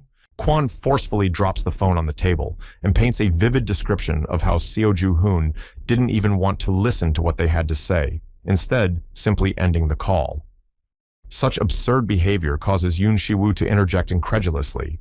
However, he immediately gets his bearings and begins to berate Seo Ju-hyun, calling him a rude bastard without a shred of respect. Kwon himself only curses him. He recognizes that even if Seo Ju-hyun were a disrespectful idiot, he still has the almond tree. Of all the relics Kwon has seen, this one has the most potent aura. He adds that he knew he had to go all the way to get the thing, and it was only Yoon Si-woo's intrusive comments that stopped him. The man is visibly nervous, so he bows deeply, begging for forgiveness. Yoon Si-woo thinks to himself that it just can't be his fault, because he did the best thing he could have done in that situation. Frowning, he realizes that one way or another, he'll have to solve the problem. But it's the perfect chance to prove himself to Kwon. Yoon Si-woo promises to take full responsibility for what happened and do his best to resolve the misunderstanding. He asks if he can use any means necessary. With fire in his eyes, Yoon Si-woo boasts that he won't have any problems, since Seo Ju-hyun is just a foolish youngster. However, he needs permission to use some relics from the TKWM to fulfill it. Meanwhile, in the hotel room, Seo Ju-hyun is inundated with questions from his subordinates. They want to know if the caller was Director Kwon from TKWM, and if so, how he knows Seo Ju-hyun. And then why did he just hang up? Seung-woo clearly doesn't understand Seo Jun's actions, accusing him of being stupid. He adds that you should follow the news, and then you'll know that he's one of the most powerful men in the country. As he gets dressed, Seo Ju-hyun just thinks that the place is noisier than before. Finally, after pulling out a golden axe, Seo Ju-hyun remarks that someone should be more polite if they don't want to be stripped of half of their body. Seung-woo immediately backs down. Seo Ju-hyun simply warns that he's about to leave, ordering his subordinates to take care of the plant. Additionally, they must not forget to submit a daily photo report on its condition. Seung-woo is already ready to wave his palm joyfully. At the same time, Seo Ju-hyun, heading for the door, reminds them not to do anything stupid because they know full well the consequences. Seung-woo yells back that he won't forget that. Walking down the hallway, Seo Ju-hyun explains that Kwon is the kind of person who tries to get what he wants by any means possible, which means they'll soon try to track him down and even attack him. Pulling out a silver axe from behind his sinus, Seo Ju-hyun decides that if he wants to keep the elixir intact, he'll have to deal with Director Kwon's men. Considering that the relic had already started to react, it meant that Kwon had already done something. Because of that, Seo Ju-hyun intentionally moved around a lot in the open, waiting for the tale to catch on. Eventually, he succeeds, and someone catches his attention. It turns out to be Yoon Si-woo talking on the phone. Apparently, there are no other people with him, and he works alone. Which means that TCVM still looks down on Seo Ju-hyun, and yet, something's not quite right. Yoon Si-woo is surrounded by an aura of faint, but still discernible power. So, he decided to take the relic with him. Seo Ju-hyun grins smugly. He has a good plan for just such an occasion. Meanwhile, standing under the bar's windows, Yoon Si-woo is arguing with someone on the phone, asking what time it is already. He angrily asks if his interlocutor is sure of his information and why he should believe him at all. He angrily asks if his interlocutor is sure of his information and why he should believe him at all. As he climbs the stairs, Yoon Si-woo even threatens that if this continues, his interlocutor will not receive any compensation for his labor. However, as he stands higher up, his eyes widen in amazement. He sees the one he has been looking for all along. Seo Juhong sits at the counter with his back to Yoon Si-woo, drinking his cocktail and not looking at the audience at all. So Yoon Si-woo approaches him from behind and asks him if he's Seo Juhong. He just hums. The stalker has taken the bait like a fool. Seo Juhong still doesn't answer his question, instead thinking that Yoon Si-woo probably doesn't even realize that he's the one trapped there. Meanwhile, Yoon Si-woo is freaking out, knowing full well that his first appeal has been heard. So he tries to politely call out Seo Juhong again, but the one still doesn't react, turning the situation into something absurd. Yoon Si-woo slaps his hand on the table and rudely asks if Seo Juhong is deaf. At the same time, he starts to explain that if someone starts talking to him, he should. But then Seo Juhong rises up and, with a sudden movement, topples Yoon Si-woo to the floor, towering over him. The bartender behind the bar barely has time to be surprised. Seo Ju-hoon accuses Yoon Si-woo of having disgusting manners, wondering where he learned them, and asks how he dares to yell at someone he's seeing for the first time, as business should start with respectful communication. But sitting on the floor, Yoon Si-woo blames Seo Juhong for starting it first. At the same time, it gives him the perfect opportunity to study the relic's aura properly. After taking a closer look, Seo Juhong decides to keep it for himself. Yoon Si-woo shakes it off, asking how Seo Juhong even dared to hit him, and he, in turn, thinks about how Kwon probably still looks down on him since he trusted one person to do the job. After finally deciding that he'll take whatever relics Yoon Si-woo has with him, Seo Juhong tells him to work on his behavior. Afterward, he immediately changes the subject, saying that since Yoon Si-woo has a case, he can start talking about it because Seo Juhong will listen to him. Yoon Si-woo just mumbles curses. But for Director Kwon's sake, he decides to swallow his resentment after all. He reminds Seo Ju-hyun that they met at Midas yesterday, and it's related to a case they're working on there. Seo Ju-hoon feigned surprise, saying he didn't remember seeing Yoon Si-woo's face, and he demanded that he stop playing dumb because he knew exactly what he saw. With that clarification, Seo Juhong immediately nods with a smile, saying, "That's right, I remembered. There was a loser there who was always trying to get ahead in front of Old Man Kwon." This kind of insult makes Yoon Si-woo boil over in an instant. He threatens to ask Seo Juhong what Seo Juhong said. Still, he glances at the notice window instead, pleased that just as he thought, he was able to find the fool's weak spot. Losing his temper makes him lose control of the relics. Yoon Si-woo, in his flashbacks, is also easily provoked because, due to his inferiority complex, he constantly tries to show how important and significant he is. He was once supposed to take control of the firm, but due to his character, he made a mistake and was subsequently kicked out. It is only because of Kwon that he has achieved some success in life and now works to rise in his eyes without bowing down to others. Seo Juhong recalls how Yoon Si-woo used to take every opportunity to harass and yell in the past. If he was pressed on his weakness, he would immediately lose his mind and go into a rage. In his flashback, Yoon Si-woo grabs the relic, threateningly asking if Seo Juhong is done talking and promising not to let him go this time without punishment. However, despite his anger, nothing happens, and the relic remains just an ornate trinket, leaving Yoon Si-woo perplexed. Seo Ju-hoon silently turns around and walks away. Yoon Si-woo is still waving the relic behind Seo Juhong's back, demanding him to stop, but he pays no attention. Yoon Si-woo is unable to control high-rank relics properly because controlling them depends on one's mental state. So Seo Ju-hyun should take advantage of this opportunity now. He casually says that he remembered that Director Kwon had called him earlier, but Seo Ju-hyun really needs the plant. He asks what he should do. Yoon Si-woo demands to know what he's talking about. Seo Juhong calmly replies that he means he won't give the tree to them so easily, surprising his interlocutor. Seo Juhong actually states that he would probably give the relic if Yoon Si-woo tried and asked nicely. He received the plant as a gift so he could give it to someone who really wanted it. Yoon Si-woo nervously ponders what he should do, calling Seo Juhong a disgusting person through his teeth. Still, as a result, he humbles himself and bows low to Seo Juhong. He even thanks him for working together before asking him to hand over the tree, claiming that it's essential to them. He curses Seo Juhong with his teeth, promising to tear him to pieces as soon as the relic is in his hands. But Seo Ju-hoon just laughs at Yoon Si-woo, marveling that he actually believed such nonsense. He even says that he would like to have such a stupid and efficient person as his subordinate.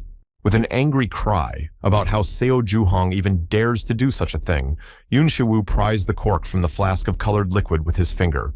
He pounces on Seo Juhong, yelling that he should have done this from the beginning, and promises that he'll make him his slave and then take his life. Seo Juhong stands still, asking mockingly if Yun Shiwu was really going to use this. While Yun Shiwu tries to hit Seo Juhong with a flask, the latter only mockingly advises him not to do something like that. There's obviously no effect, and so Yun Shiwu looks at the relic in his hand in amazement, wondering why it doesn't want to work. At the exact moment, without ceremony or paying attention to Yun Shiwu's scream, Seo Juhong roughly grabs him by the hair. And then, asking if he hadn't warned him, he slams his face into the floor with force. Yun Shiwu yells something about how his nose is hurt. Seo Juhong explains that, of course, nothing will work, since Yun Shiwu has lost control of the relics like a fool. The notification window reports the same thing. Pinned to the floor, Yun Shiwu is surprised that someone is aware of the relics. But Seo Juhong confirms that he knows without explaining and takes the flask from Yun Shiwu's hands. He immediately tries to hold it back, asking her to stop. Looking at the relic, Seo Juhong believes that this object has the power to affect the mind, and he simply declares himself its new owner. The relic, on the other hand, asks who he is. However, once she realizes the power of control Seo Juhong has, the flask stubbornly agrees to obey him from now on. Seo Juhyun immediately tilts the flask, pouring out some of its contents. It lands on Yun Siwoo's back, who immediately starts begging Seo Juhong to stop, offering to do anything but that to him.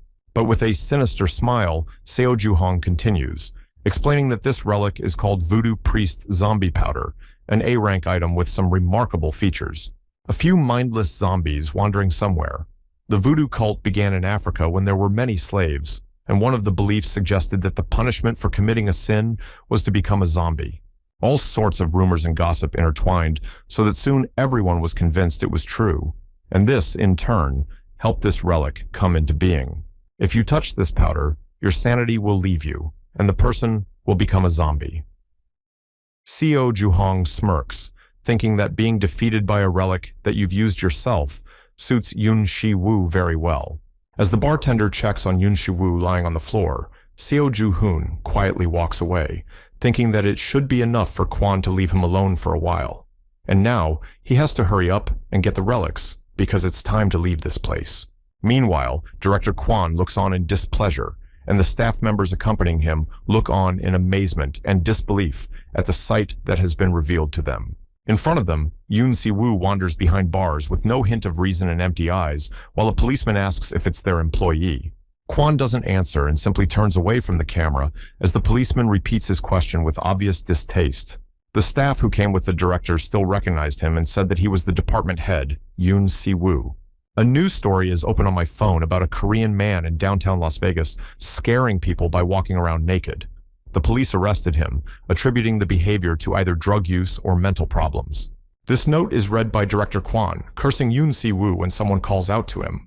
The subordinate wants to know what they should do now, given that there's no way to cover up the scandal, and Yun Siwoo has still been able to come to his senses. Kwon replies that there's nothing they can do but comply. He is outraged that information about the incident has spread not only in the United States, but also in South Korea. This scandal has disgraced his very name, and now Kwon is being dragged through the mud. Kwon demands the nervous subordinates to go now and fetch all the relics that Yun Siwoo used. They hesitantly turn to the already turned-away principal, admitting that there might be some problems with that. They explain that when Yun Siwoo was detained, he didn't have anything on him, which makes one assume that all of his relics were confiscated or stolen earlier. This news shocks Kwon. His subordinates immediately assure him that they will check all the places Yun Siwoo has managed to visit in his quest. However, Director Kwon says it's useless. He has already realized that the relics were taken by the same person who was able to strip Yun Siwoo of his mind. This, in turn, amazes his subordinates. They can't believe that someone else was able to put Yun Siwoo into such a painful state. They even remember that he was an experienced and confident relic user with sufficient skill and experience, and it was unlikely that anyone else could have handled him. Kwon says that Seo Juhong must have done it. Either someone powerful is behind him, or he is capable of using high-rank relics. Therefore, Quan orders that a certain assistant of his named Li Jia be sent to Seo Juhong. His logic is quite simple. Considering that Seo Juhong is still very young, he will act like a good child if you offer him sweets. Meanwhile, Seo Ju-hyun himself makes his way to the airport in Las Vegas, preparing for his flight. Sung-woo tries to ask Seo Juhong what new thing he's brought, but he's staring at his phone, only reminding him to call him Hyung-nim. Sung-woo awkwardly corrects himself. Seo Ju-hoon reminds him not to lose anything, since all these things belong to him, to which Sung-woo remarks that these trinkets don't seem valuable to him.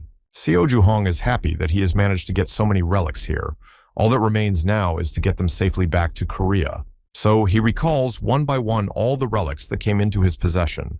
In Korea, he had received a golden and silver axe, a lifeline, and the sword of Muramasa. At the Midas auction, he managed to obtain the Hammurabi Code, Shakespeare's feather, Marie Antoinette's pendant, and most importantly, the Emperor of Keen's elixir tree. In turn, Yoon Si-woo was able to pick up zombie powder, foxtail grain, and Homer's glasses. For a starting arsenal of relics, Seo Juhong had more than enough, and he would be able to get his hands on more and more of them every day. His musings are interrupted by a man calling out to him by name, explicitly introducing himself as a special agent in the service of the TCVM. Not the least bit surprised, Seo Juhong simply notes that here comes Director Kwan's second henchman. He looks at Li Jia and ponders what exactly she is up to. A little later, she and Seo Ju-hoon are sitting at an airport table across from each other and talking. Li Jia says that she knows that Seo Ju-hoon was the one who misappropriated Yoon Si-woo's relics, and he doesn't need to try to deny it or make excuses.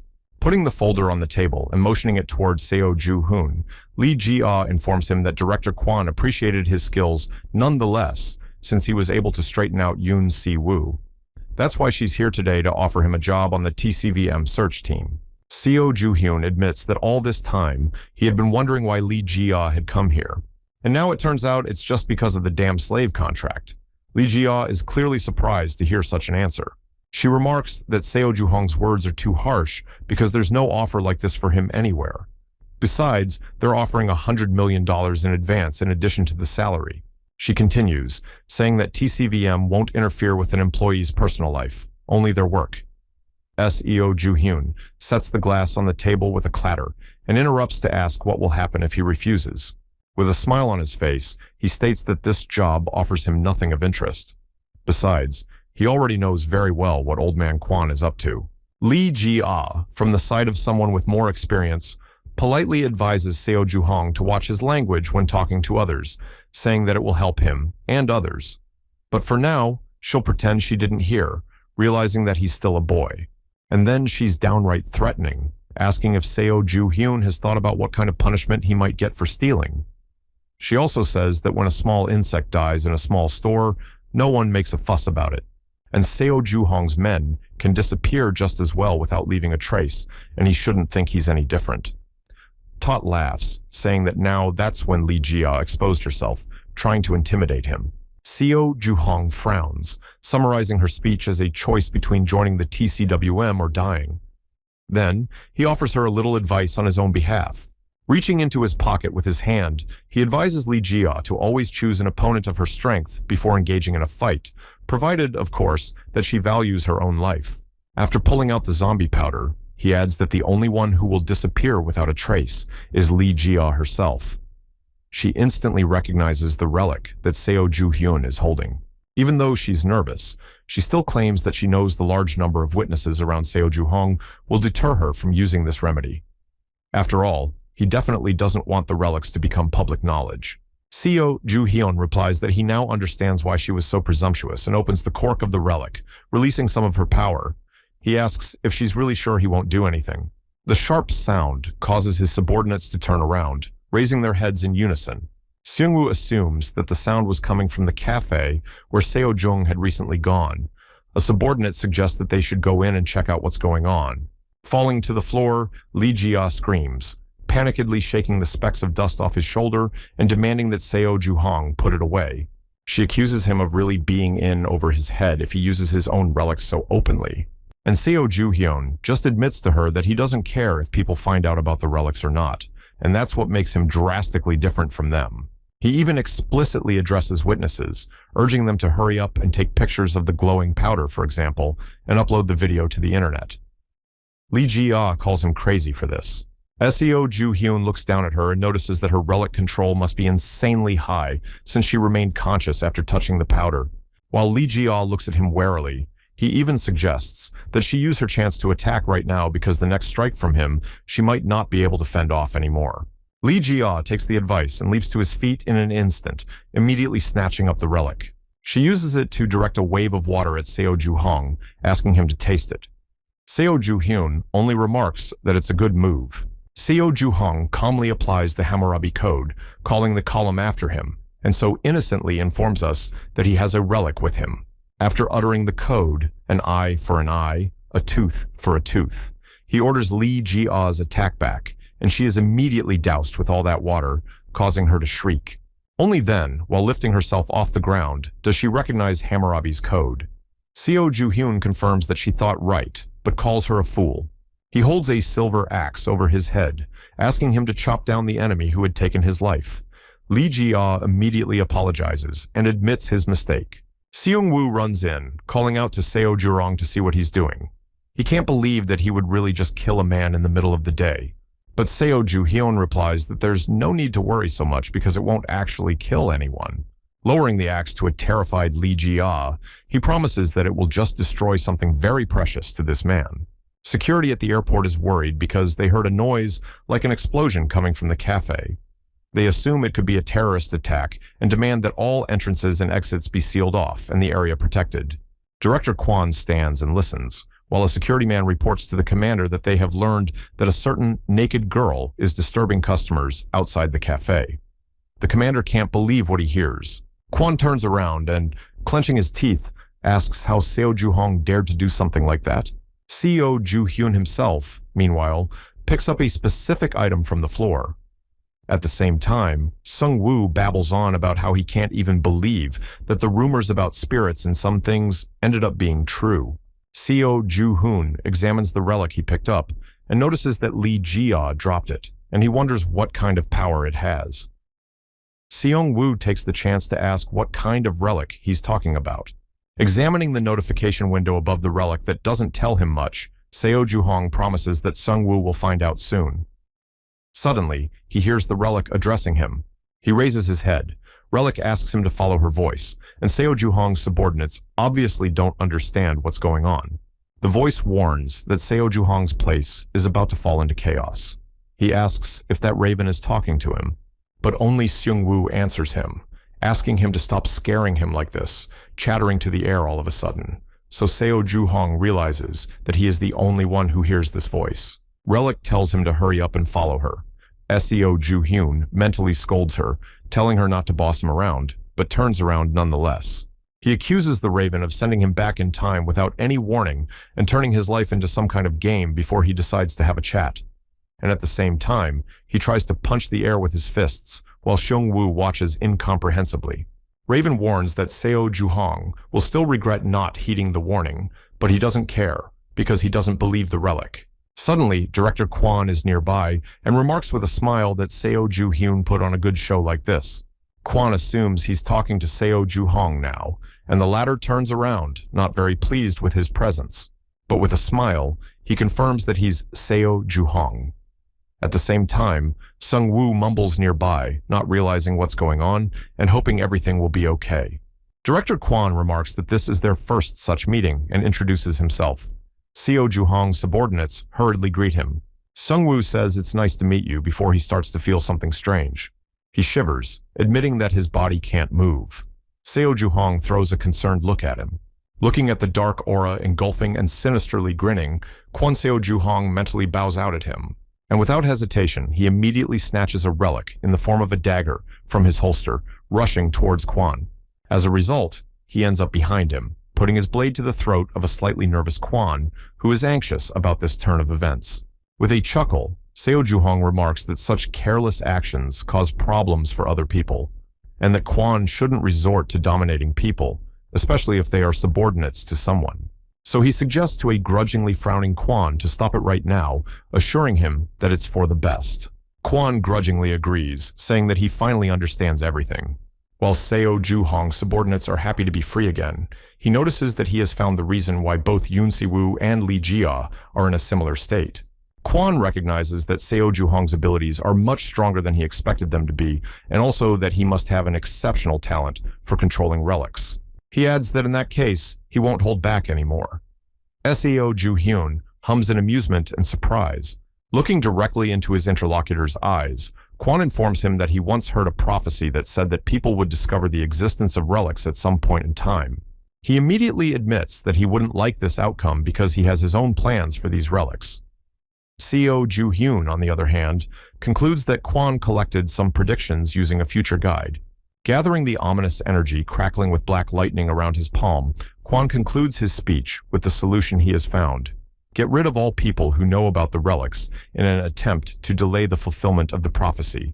Throwing a stream of dark energy forward, he adds that this is, among other things, a great reason to get rid of people like Seo Ju-hong.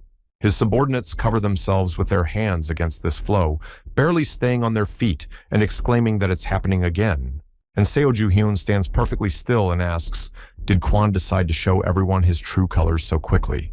Quan, on the other hand, stares at him in shock, not understanding why Seo Ju-hong is still here, since the relic he used was supposed to transport him and his men to some alternate reality. Seo Ju-hyun, showing him the 2 black tickets, asks with a smile if this is the relic Quan is talking about. He indignantly calls him a scoundrel and demands to know when he stole them. Seo Ju-hyun, on the other hand, explains that he did it at the exact moment he threatened Quan with the dagger. He adds that his hands are quite dexterous. Then, with a smile, he declares that he should use this relic too. Quan faintly gritted his teeth in anger, baring his teeth at Seo Ju-hong. He asks how the man even dared to steal his relic, to which Seo Ju-hyun replies that such an essential item should have just been better guarded. Seo Ju-hong remarks to himself that Quan used to praise him for his thieving ability, so I wonder how he feels now. A window also appears in front of him, informing him that the level of his pickpocketing ability has increased. He asks the Raven if the latter will continue to frame the whole thing as a game, but quickly forgets the question, asking for a better assessment of the relic. The analysis reveals that this is a divine-level relic being used. Seo Ju-hong notes that, unfortunately, his dominance ability is weak in dealing with such a relic, so he stashes the relic in his pocket, lamenting that he can't send this old man to another dimension. Quan is surprised that Seo Ju-hong is still going to fight, and says that he's mistaken if he thinks it's the only relic he has with him. Seo Ju-hong is actually alarmed, immediately assuming what exactly else he might have with him. His subordinates can barely handle the onslaught of energy. At the same time, Seo Ju-hong explains what he knew. Quan always has a few powerful relics with him, but it's one of the strongest things at all, after all, the Enslaver's relic. This relic enables you to control the mind of any person, granting you absolute power over them. And just like Irina's relic, this one belongs to the parasitic type. In Seo Ju-hong's past life, he couldn't find out anything about her because she was constantly at Quan's fingertips, and all he knew was that she had been parasitized somewhere on her body, nothing more. Frowning, Seo Ju-hong calculates his chances. He could strip Quan of his arms and legs to get more information about the parasite, but that would be difficult because he also has a protective relic with him. That is to say, Quan can be compared to an impregnable fortress equipped with powerful weapons. That one asks Seo Ju-hong with a chuckle. Was he really scared? And after all, Quan didn't even activate his relic fully. Seo Ju-hong adds that the Quan relic makes a deafening noise after it's activated. Its energy flows become chaotic, and if he continues, chaos will reign. Already, ordinary people nearby are beginning to notice that something wrong is happening. Seo Ju-hyun grinned, wondering if something was wrong. After all, Quan had said that he didn't want the public to know about the relics. Gathering lightning in the palms of his hands, Quan waves it off, finding nothing much to worry about and just assuming that the rest of the witnesses will have to be dealt with as well. However, if Seo Ju-hong leaves here alive, it will be a bigger problem for him. With triumph in his eyes, Quan announces that the hour has come when Seo Ju-hong will submit to him completely. Suddenly, a raven appears in the air, demanding that the brawl stop, shocking both Seo Ju-hong and Quan. He says that this place is dangerous, with ferocious jackals sleeping in it, and if this fighting doesn't stop, they will awaken from their slumber.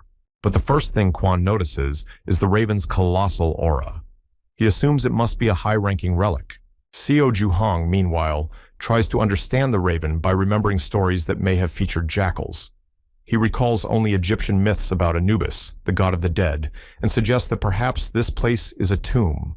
Meanwhile, Quan is adamant that this is the best possible outcome, increasing the flow of energy around him to the point where it begins to blind even Seo Juhong. Quan boasts that he'll take the raven-shaped relic for himself once he's done with it, but the crow just calls him a fool. Suddenly, everything around him starts to shake, causing Seo Juhong's subordinates to panic, shouting about earthquakes. This causes Quan himself to be frightened as well. He looks around in panic, trying to figure out what's going on, and in front of Seo Juhong, several windows unfold one after another. One warns that a deadly aura is trying to affect his body, while another warns that his relics are damaged due to this aura. A third reports that the relics are appearing in large numbers. Looking out the airport window, he realizes that the scene he is witnessing can only be called a great catastrophe. It had begun and ushered in an era of chaotic relics. The airport is crumbling due to the emerging Egyptian structures that are definitely part of the Anubis relic tomb. Now, the airport appears to be situated in the middle of the desert, surrounded by pyramids. Not only that, but the whole world has been turned into a giant tomb. The great catastrophe is the sudden appearance of giant tombs across the planet. Las Vegas is destroyed. An active volcano has appeared in the heart of Tokyo, spewing puffs of smoke. Seoul was torn apart by lightning from a sky draped in red clouds. The window reports that deadly Egyptian tombs are popping up all over the world, and Seo Juhong wonders what he should do now that he's being called by name. It's Seung Woo wanting to know what's going on around him. Seo Ju-hyun replies that it's nothing, but they're all locked inside a very dangerous tomb right now. He adds that nothing would have happened if an old man hadn't started bragging about his abilities. Quan tries to justify that it's never happened before, while Xingwu worries that they're trapped, wanting to know how to escape. Seo Juhong explains to his subordinates that since they can't just leave, it's their job to clean up the tomb, and after that, they'll be free to go. The problem is that it's not that easy to do so. He recalls that in his previous life, it took him 3 months to clean up a similar tomb that had been created by a disaster. However, the situation now is entirely different from what it was before. Eventually, Seo Juhong decides that it's even better to start at the center of the tomb and tells his subordinates to follow him to meet the master of the place. Those agree tentatively. But then Director Quan, after waiting for the right moment, orders everyone to stop. Channeling the dark energy with an open palm, he reminds them that he wasn't actually authorizing anyone to leave. Seo Ju-hyun asks him almost tiredly, is he really going to do this, even though their situation? After all, it's clear to even a fool that they need to deal with the tomb first, before returning to the feud afterward. But Quan replies with an evil smirk that he'll think about it after he's dealt with them, mainly so he can appropriate the relic of this tomb as well. Seo Juhong frowns, cursing mentally at him. He's afraid that this isn't all just an unfortunate coincidence and swears that he'll do everything he can just to leave this place. Quan clenches his fist and orders everyone present to comply, wanting to use his relic on them. A terrifying force presses down on Seo Juhong and his subordinates. The latter even fall to their knees while he still holds on, and even reports through clenched teeth that Quan is habitually overly assertive. Quan, towering over Seo Juhong, notices with some surprise that he is still cursing, noting that he shouldn't talk about his own master that way. Seo Juhong falls to his knees with a painful groan. Seung Woo, who is already being pinned to the ground by the power of compulsion, wails that if this doesn't stop, they'll just die, panicking, asking Seo Jung, are they really destined to stay here? Meanwhile, Quan himself is getting a little nervous, since he can't suppress them all so easily. He's accustomed to the fact that others can easily lose their composure at the slightest provocation. Suddenly, the voice of a relic is heard, reporting that someone was right, and that these pathetic people have the potential to dominate the relics. This surprises both Quan and Seo Juhong, causing both of them to turn their heads in the direction of the voice. Quan rudely asks the imposing figure floating in the air about who he is. The monster opens his mouth, showing his fangs, and replies that he should be the one asking who they are and why they are making a mess on their property. Seo Juhong, meanwhile, sits down and comes to his senses, glad to be free. He believes that because of the relic's interference, Quan's submission isn't working as it should. He scrutinizes the hovering dog-like monster and immediately determines that it is Seth, a relic of divine rank, lamenting that of all the things that could have happened to them, they got to open the tomb of this relic.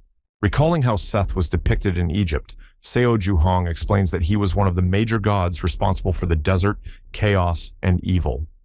His relic became unusually cruel as a result and was known for destroying the owner's life. Another monster, the Black One, notices that it is beyond comprehension to obey a human, so they need to get rid of them. Seth agrees with this argument and even adds that he would be doing people a favor by taking their lives all away. Seungwoo cries out in panic, detecting the presence of a new monster. At the same time, Seojung looks it over carefully before realizing something. The Black Hound itself is probably Anubis, but the necklace around his neck is Osiris, hinted at by the chain and the curve of the metal. Recalling these gods in mythology, Seo Juhong notes that both Osiris and Anubis were among the most significant gods. Only Osiris ruled over fertility and the afterlife, while Anubis ruled over tombs and doom, accompanying the worthy dead. But considering that Seth is here beside them, it means that 3 divine-level relics have gathered in one place. Seo Juhong notes with a smile that he's no longer surprised that in his past life, the tombs didn't all end. Seth asks Anubis what kind of test they should give the mortals to have fun while they die, but he doesn't know what to choose yet either. Suddenly, Seth, as if awake, shows his fangs and says that this makes no sense at all, that there is no need to show leniency and abandon any trials. Anubis, clearly disagreeing, advises him to be patient. While Seth complains that he's uncomfortable even just being around people, Seo Juhyun looks at the notifications about his immunity growing with a chuckle, saying that it's even interesting. He notices, though, that there's no intention of letting them go alive. Eventually, Seth announces that he will start first, and that the best way to deal with such nasty insects is to show how relics are superior in power to humans. Seo Juhyun clenched her teeth and looked at him, realizing that now this is where things start to get serious. Bright flashes of light flood the entire room. As soon as Seth's relics begin to attack, the others support him, causing a horrible aura to engulf everyone in just a few seconds. One subordinate of Seo Juhong, shrouded in supernatural energy, panics and screams, wanting to understand what's going on after discovering that he's bleeding himself. The other coughs up that blood, causing Seungwoo to ask worriedly if he's okay. Seo Juhong looks around tensely. Seo Juhong draws a disappointing conclusion.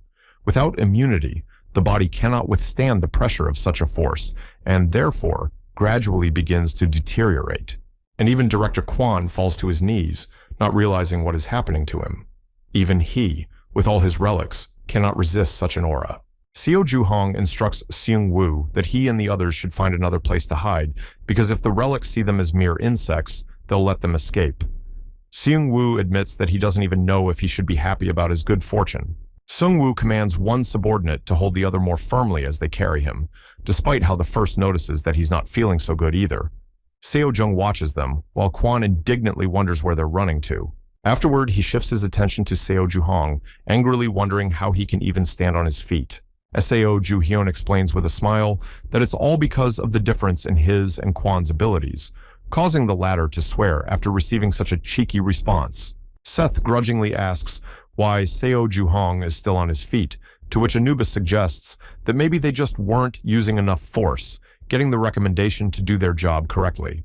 Precisely before Seo Juhong activates Hammurabi's code, the relic suddenly notices that his scent is familiar to him. Unfolding the relief column behind his back, Seo Juhong wondered with a smile, was this really all that relics could do? Anubis laughs at him, wondering what Seo Juhyun even plans to do with his relic. At the same time, Seth remarks that the difference between them and this thing is mind-boggling.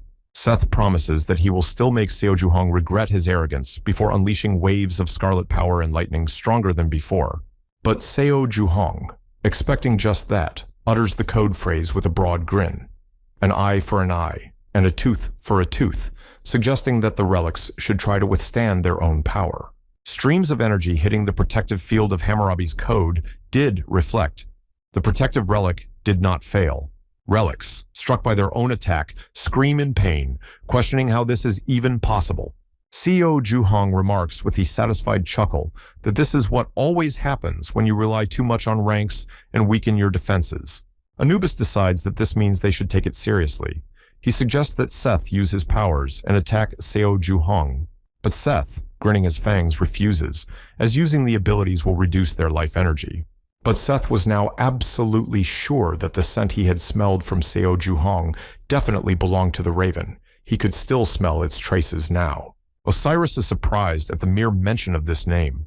He calls the raven a traitor who has taken the side of men but finds its presence impossible, given that it was sealed long ago. So Anubis concludes that Seth's sense of smell is failing him. He immediately becomes indignant, thinking he's being disruptive because his nose is excellent. Seo Ju-hong, watching them fight, remarks that he was wondering why the relics didn't start fighting each other initially. And especially since Osiris and Set are in the same room, their fight seems inevitable. He recalls that in the myths, Seth did something unforgivable. Because of his terrible jealousy of his own brother, he ended up taking his own life. And given how the relics are barking at each other right now, Seo Ju-hong concludes that all these stories about them from the past are affecting their relationships in the present as well. Squinting, he decides that now is just the perfect moment to attack the trio of relics, given how engrossed they are in their own strife. But Anubis seems to realize something, noticing Seo Ju-hong moving closer to them. He thinks he's up to something and tells the other relics to stop arguing and instead attend to their assigned task. As a result, Anubis still has to nervously admit to himself that this is a problem he has to deal with on his own. Seo Ju-hong recognizes him as the only sane one among the relics and declares that he will beat him first. Anubis laughingly calls him a self-righteous fool. Afterward, he offers to see if Seo Ju-hong can survive his ordeal by enveloping him in a ray of yellow light. The floor beneath Seo Ju-hong's feet seemed to vaporize, knocking him out. Now he's flying down, passing out, and trying to figure out what's even going on, while Anubis blusters that someone like him would never make it through this ordeal. The words about the test make Seo Ju-hong wary, clenching his teeth. He starts to think about what exactly is going to happen, but is distracted by the not-so-soft landing. As he gets up and complains about his bruised back, he immediately realizes how unusual a place he is in. Seo Ju-hong stands on a scale large enough to freely accommodate him whole. Anubis, now in a much more imposing anthropomorphic form, towers over him, confirming the observation. According to him, this is the scale of justice, and he is about to begin the trial of Seo Ju-hong himself. Seo Ju-hong realizes that this means Anubis has decided to use his own trump card. He adds with a chuckle that if he can pull it off, this silly relic will belong to him immediately. A colossal figure leans over the scales, watching the tiny figure in their bowl. Since the aura of the divine relic has no effect on Seo Ju-hong, Anubis has decided to take a different route and, in doing so, has only created an opportunity for his own enslavement. Seo Ju-hong recalls meeting the owner of Anubis in a past life. He's a fairly ordinary kid who explains in a friendly manner that the relic will ask questions, all of which must be answered in the negative. The boy can't remember the specific questions, but he swears they're simple. Squinting at him, Seo Ju-hong decides that since the child has done well, he has nothing to fear. Several figures appear above his head to toe, wrapped in black. Anubis announces contentedly that all the judges are in place, and he will now ask the 42 questions one by one. Squinting his red eye, he explains that the test will be considered passed if Seo Ju-hong can answer all the questions negatively. If he tries to lie, a beast lurking in the darkness will read his heart and punish him for it. Seo Ju-hong only thinks that Anubis's past owner didn't lie back then. It's straightforward. But his first question makes him flinch nervously, because Anubis wants to know if Seo Ju-hong has ever stolen. As he drenches himself in sweat, he realizes that the answer to that is yes, and besides, he's made quite a bit of money off of it. Anubis laughs victoriously, saying he knew it, to which Seo Ju-hyun hastily asks to be given a second, since he's still pondering the question. Relic graciously voices the second immediately as well, asking if he's ever lied. Seo Ju-hong bites his lip, realizing that there is no way he can answer honestly here either. After all, he lies to people all the time. The questions come at him one after another. Did he hit anyone? Destroyed property? Coveted other people's money? Only now, when it's too late, does Seo Ju-hong realize the nature of the ordeal. Glancing nervously at the judges, he explains that it wasn't the difficulty of the questions that prevented even a child from passing the test. He just hadn't lived long enough to accomplish anything on that long list. Anubis assumes that Seo Juhong isn't confident that he can answer no to at least one question out of 42. He asks if his assumption is correct, extending a huge clawed hand. Relic simply grabs the much smaller Seo Juhong in his fist and says it's even expected for a man overwhelmed with sin. The man scolds. Anubis declares that the heart of the judged man is heavier than iron and tells him to go to hell, where he will belong, lifting the captured Seo Juhong just above the horrible beast rampaging below. Looking at the crocodile's gaping mouth and glowing yellow eyes, Seo Juhong essentially asks what kind of monster it is and asks him to stop, allowing him to think briefly. But Anubis simply opens his palm, allowing Seo Juhong to fall into the jaws of the hungry beast, and all he can think about is how wrong he was. And now, swearing, also falling again, stubbornly reaching upward. The place he finds himself in is more like a cave.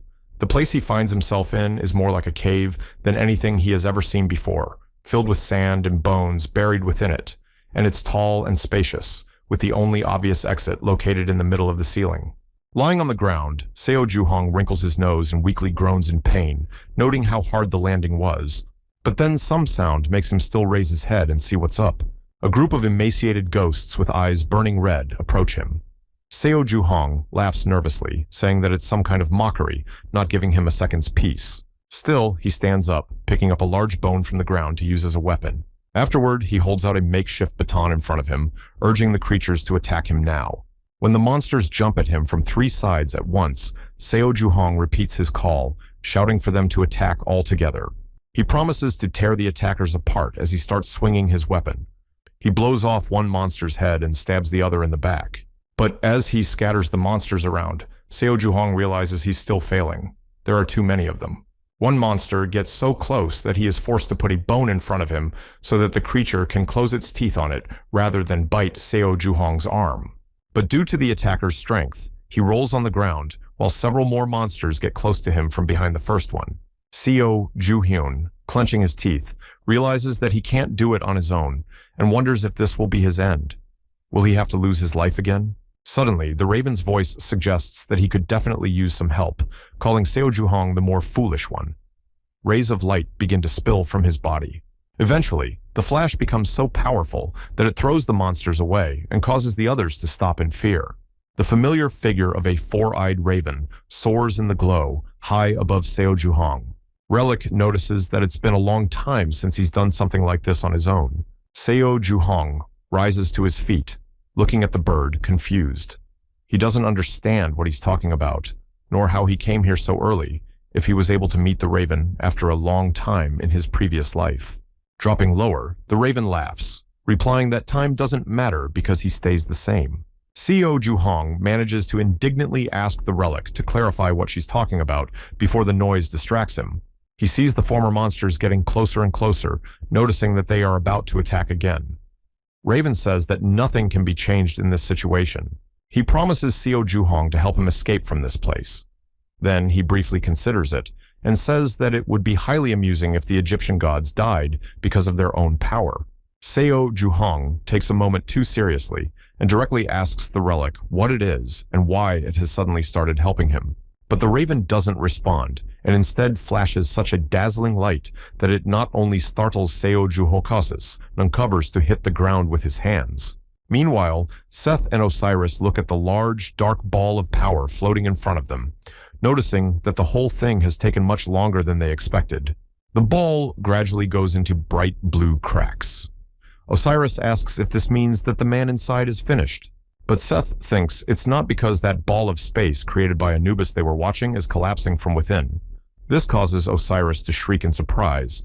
He doubts that a normal person would even be capable of such a thing.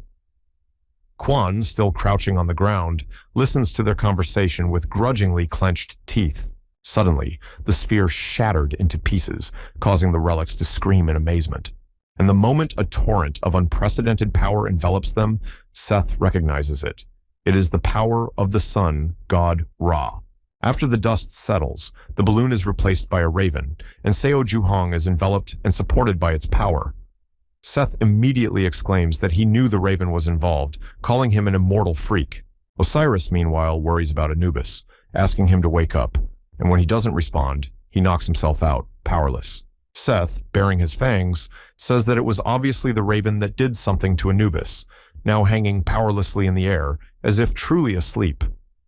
Seth says he was sure the raven had been sealed away and doesn't understand how it could have returned. He accuses the bird of siding with humans in its desire to destroy the relics, seize their power, and insult it. And when Seo Juhong already asks the raven if what he is accused of is true, the raven only remains silent without answering. Osiris tries to convince Seth that now is the time to use their powers, suggesting that they should handle the situation and inform the others simultaneously. Enraged, Seth growls that they really have no other choice.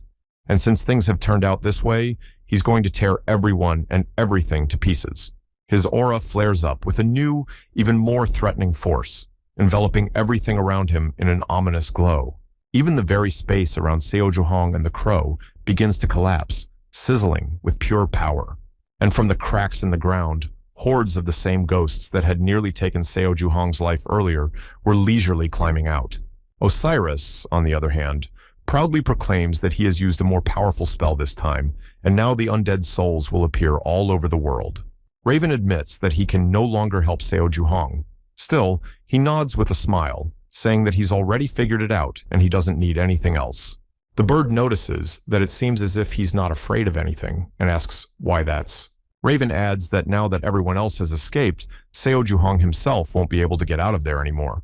But he, pulling out his katana, says not to take him for a fool. Waving his sword, he explains that the situation has been turned upside down and he can now use all of his relics. Also, Seo Juhong states with a chuckle that he knows full well that the actual forms of all three relics must also be here somewhere. After all, they're essentially things that can't move on their own. He asks if he's right, but doesn't expect an answer. Instead, he soars high into the air with his sword over the ghosts that have risen from the ground. Crow laughs, finding Seo Juhong amusing, and promises that he will continue to keep an eye on him. Meanwhile, Seo Juhong himself cuts through the endless throngs of dead people with burning eyes, dealing them out with swift blows. 3 ghosts, different from all the others, hover motionless, holding various figures in their chests. Osiris urges the others to look at Seo Juhong, claiming that he is even having fun. However, Seth argues that humans have a limit, unlike the undead army. The emblem on the left dead man's chest is his proper form, just as the clock on the right one's chest is the appropriate form of Osiris. Anubis, whose proper form is Ankh, slowly comes to his senses, not realizing what is happening. He is advised to come to his senses, promising to destroy the enemy himself in the meantime. Osiris says that Seth will need to put in more effort this time, but he just laughs and says that he doesn't mind at all, offering to handle Seo Juhong once and for all. New ghosts rise up from the ground. What's more, at one point, they are suddenly being tightly girdled with bandages.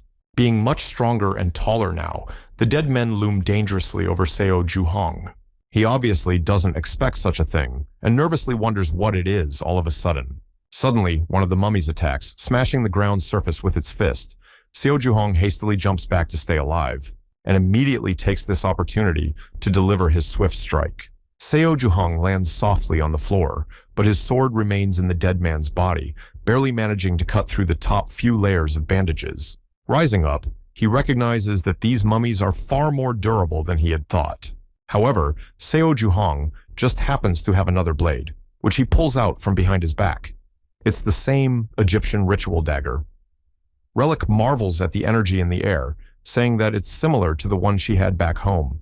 Seo Juhong presents his relic to the others, and wonders if this reaction could be because they are all compatriots. Dagger, on the other hand, exclaims that Anubis is just around the corner, and that presence makes him feel omnipotent. Seo Juhong replies that this is fine, and wonders if the dagger can find Anubis, offering to come closer and greet him, which the relic thinks is a great idea. Looking up at the approaching mummies from below, Seo Juhong orders the dagger to lead him to Anubis. Meanwhile, Seth, whose relic is also inside the mummy, laughs contentedly, noting that the vessel has definitely grown more comfortable with the enlargement, and he adds that he has plenty of room to spare. Anubis asks if Seth and Osiris use their abilities and receives confirmation with the explanation that they had no other choice. Seth says that even though he doesn't understand the reason, the raven hunting for the relics has reappeared, and Anubis admits that he was defeated because of it. Seth remarks that their timing is bad and that he would like to warn everyone else about the raven's appearance. He doesn't have time to say anything more because Seo Juhong suddenly swoops in from behind.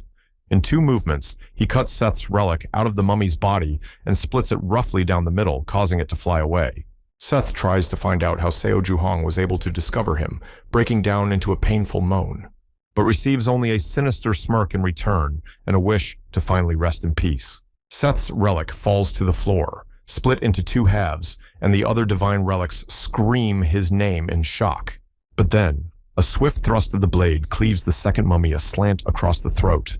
A relic of Osiris, cut precisely in half in a patchwork of bandages, can only wheeze that this can't be happening. The remaining Anubis can only helplessly call out his name before he too senses danger approaching. However, his mummy, the blade cuts through the mummy in such a clever way that it does not touch the core, in which the artifact is hidden, but just cuts off everything else unnecessary. Eventually freed from his bandages and encasement, An turns to Seo Juhong. Anubis asks why he is doing this, but all he gets in response is an admission that there is really no special reason. Seo Juhong grinningly asks the relic to start the test again, stating that the result of the previous one doesn't seem right to him. But An replies that he's never done anything like this for the same person.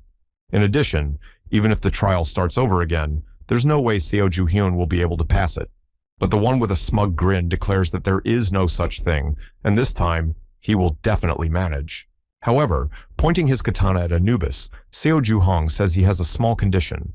The list of questions must be changed, or else the last divine relic will meet the same fate as Set and Osiris. Seo Juhong and the feather are balanced on giant scales. Anubis has no choice but to start the ordeal all over again, so the 42 judges and the scales are all set up again. However, there are also some differences. For example, Anubis looks much worse, now barely as tall as Seo Juhong himself, who also notes this difference and scarcely able to stand on his feet. Still, the relic begins, reading out the first question. But Seo Juhong roughly grabs Anubis by the throat, telling him to shut up, which amazes the relic, unaccustomed to such treatment. Seo Juhong explains that Anubis will have to ask questions in specific wording, and the first one should sound like, "You've never stolen?" Relic doesn't understand this. Anubis immediately opens his fanged mouth, indignantly noting that the question should be about involvement in the theft, and that there is no point in 42 posthumous judges if the questions are phrased that way. But Seo Juhyun replies that he doesn't see why he should care about such details at all. After all, this isn't even a posthumous trial. He asks the relic if it thinks he's dead, but Anubis can only make a half-suffocated squeak. Seo Juhong lets go of the relic, causing it to fall to its knees, and then is told to repeat after him if Anubis wants to keep his life. He reminds him again that he can cut Anubis to pieces at any time if he doesn't follow orders. Relic asks why Seo Juhong is doing this since people are supposed to desire their power. Doesn't he really care? Seo Juhyun replies with a chuckle that he's going to seize the power, but if he fails, he'll destroy its source. He says that if Anubis suddenly breaks, it will only mean that they are not meant to be together.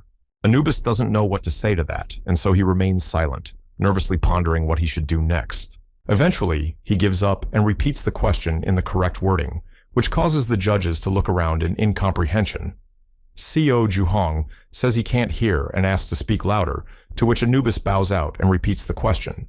But then, Seo Juhong kicks Anubis right in the face, telling him to watch his words. He demands that he avoid swearing, showing respect for the man. For the third time, the relic mumbles the question in an emphatically respectful manner, addressing Seo Juhong as "Sir." He is amused by this and, smiling, confidently replies that no, he has never stolen. Trailing off, he ponders what he would come up with for the next question, causing Anubis to flash a look of indignation when he wonders if every question Seo Juhyun is going to change similarly. But Seo Juhong only looks at him expressively and says, "Of course." In the end, he still managed to answer all the questions in the negative, rephrasing them to suit his needs. Anubis himself was ready to cry when the test came to an end. The notification windows report that Seo Juhong has completed the trial, obtained one of the 3 relics, and successfully cleared the Great Tomb. The space around him changes again. and in the palm of his hand remains that black and gold ankh, a relic of Anubis. Because he possesses the divine relic, Seo Juhong's characteristics improve, flooding him with windows notifying him of changes. Dominance, immunity, and even new ranks caused Seo Juhong to conclude that the crow is definitely having fun out there. Deciding it's time to call it a day, he grips the relic tighter and tells her to close her own tomb, which causes a surge of power. The room they were in began to collapse, crumbling into a pile of stone debris. Director Kwon, who has somehow gotten to his feet, is surprised by this and concludes that Seo Juhong has indeed managed to get hold of the tomb's relic. He looks at Seo Juhong, thinking that he is just a boy, but already a competent man. He is not a rookie that Kwon can easily get rid of if he wants to, and if he can't win, then he should consider poaching him under his command. Seo Juhong is glad that he's finally out in the fresh air, looking at the notice that the Great Tomb has been destroyed when Director Kwon calls out to him. Kwon admits that he initially failed to recognize Seo Ju-hyun's exceptional abilities and was too rude, for which he apologized. He even bows slightly, feigning sincerity. Kwon also remarks that he should make the offer properly and holds out his palm forward, asking if Seo Juhong would be willing to work for him. Seo Ju-hyun wonders if Kwon tried to take his life a little earlier, to which he immediately starts making excuses, saying it was because they didn't know each other at all. Kwon says that the relics will change the world, and in this new world, people like Seo Juhong have great potential. Seo Ju-hyun listens, but it's clear from the look on his face that he's not very excited about the speech. With a sly grin, Kwon, as the head of TCVM, promises to help his employees in every way possible, no matter what they take on. He will also help develop his potential and abilities to bring Seo Ju-hyun to the big stage. Kwon once again offers Seo Juhong to work for him, but he stares back with a grim fire in his eyes. Seo Juhong pulls out his katana and points it at Kwon, remembering that he started his speech with an offer to work with him and ended it with an offer to work for him. That's enough to judge his true intentions. He notes that, of course, Kwon will invest in his development, but also demand results that match his investment. And then he'll get rid of it altogether if he wishes, as if human life were a thing. Seo Ju-hyun states that he knows Kwon just wants to use him. But why talk about wanting to work together? That's ridiculous. Director Kwon laughs nervously as he looks at the blade pointed straight at his face. He remarks that there's no need to react that way. After all, he's only made a proposal, and he has more wealth at his disposal than Seo Ju-hyun at the moment, so at first, it may look like they're unequal as business partners. It is all the more surprising to Kwon that expecting results from one's own investment is considered a bad thing, because the way the world works is that we often do favors by expecting something in return. Seo Ju-hyun frowns, noting that this is how Kwon is like an old snake, and the one keeps talking, offering the thought that Seo Juhong would have to be put in danger over and over again to get the relics, and doing it alone might become too complicated. Kwon even starts to say something about helping with injuries as well, as a sharp movement comes just at the line of his throat. He doesn't have time to speak and only coughs in defeat as the sword cuts through him with a smooth stroke. Seo Ju-hyun is angry because he just can't hear about how Kwon is going to worry about his health there. He no longer has the strength to stand still and listen to this stream of lies. He still remembers the day a certain Boshniakia Rosika died working for Kwon, and how he used Seo Juhong himself as a slave, manipulating him with the drug. Despite the wound he received, Kwon grins as if nothing had happened. All the spilled blood returns to his body as if nothing happened, and he notices that it was really unexpected. Seo Juhong's punch was just incredible, so fast.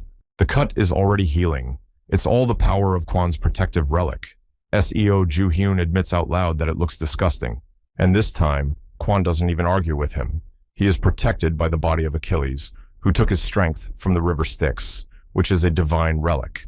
Seo Juhong recalls how this character of myths is portrayed. He is a warrior from Greek mythology whose mother, Thetis, was the goddess of the ocean, and whose father, Peleus, was a mortal man. Of course, Fatida wanted her son to be immortal, so she dipped him in the river Styx, holding him by the heel. This gave him a strong and immortal body, and his only weakness was his heel. And, just as Achilles died because an arrow hit his heel, so the eponymous relic that protects Kwon must have some kind of weakness. The only problem is that Seo Juhong doesn't know where that weak spot might be, and the head that was severed by the attack has simply grown back. All shaded with sinister energy, Kwon wonders if Seo Juhong now realizes his superiority. Even if they're not equal in strength, Quan simply can't be defeated.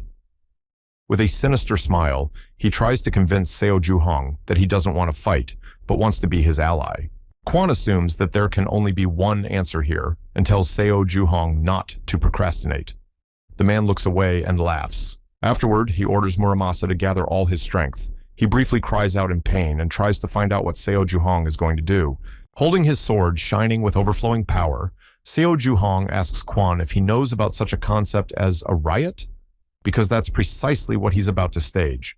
He says that it's evident to anyone that Quan is right, that it would be incredibly beneficial to partner with him, except Seo Ju-hyun isn't going to do it.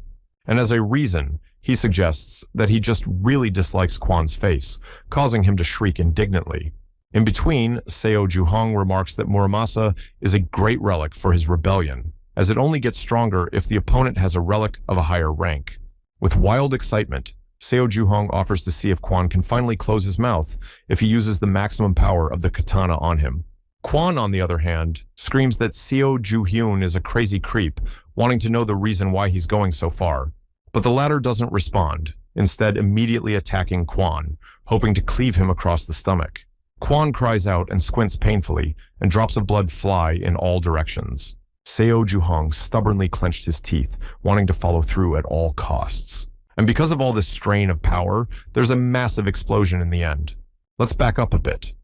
Seo Juhong hits the reel with all the power he has, which strengthens his relic many times, and also destroys it in the end. Quan says that Seo Juhong is putting in too much force, and he's even right. It's really reckless. Holding the split blade in his hands, Seo Juhong admits that even so, he can't simply let go of his nemesis. It's impossible. Sensing a deadly threat, Quan's relic activates automatically.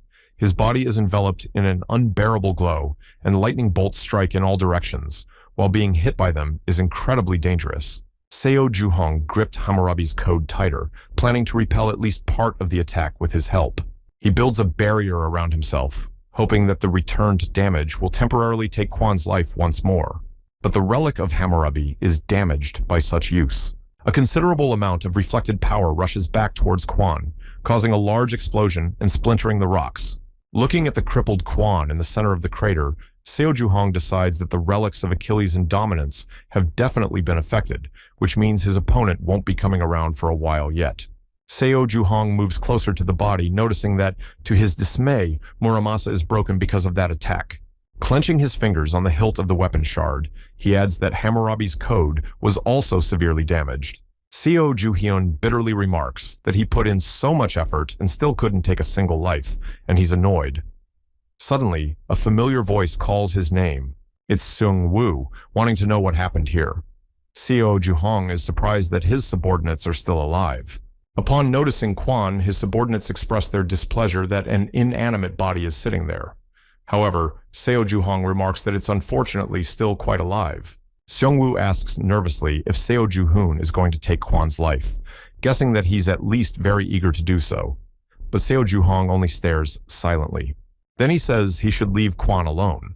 He's going to be in the hospital for a long time anyway, and Seo Ju-hyun doesn't have a chance to deal with him now. Then he suddenly turns around and says he's hungry and is going to go out to eat. After all, some establishment might have survived the cataclysm. Seung-woo asks him to wait. As they walk through the ruined city, Seo-jung reminds him that he must be addressed respectfully, or his patience may quickly run out. Seung-woo mumbles that he understood, addressing him as Sir. On the TV, the news announcer discusses the devastation caused by the abnormal events and reports that they've managed to get news from the people attacked by the monsters. A frazzled man tells a reporter that he saw dead people rising from the ground.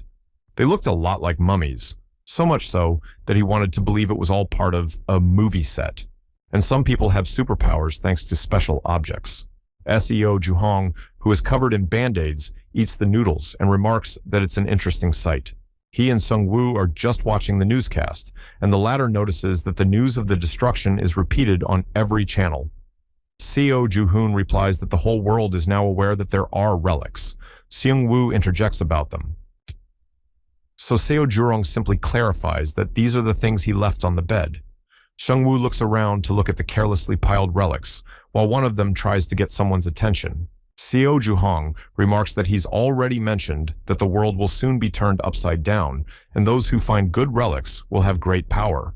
One relic exclaims that she's already tired of all this chatter, and after all, her body will soon be destroyed.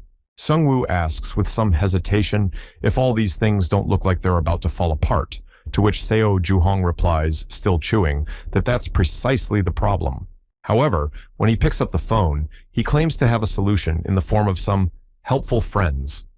Xingwu, of course, wonders what he means by the word friends. Right in front of his astonished subordinate, Seo Juhong dials Irina's number and, politely apologizing for contacting her at a bad time, informs her that he has found a way to lift her curse.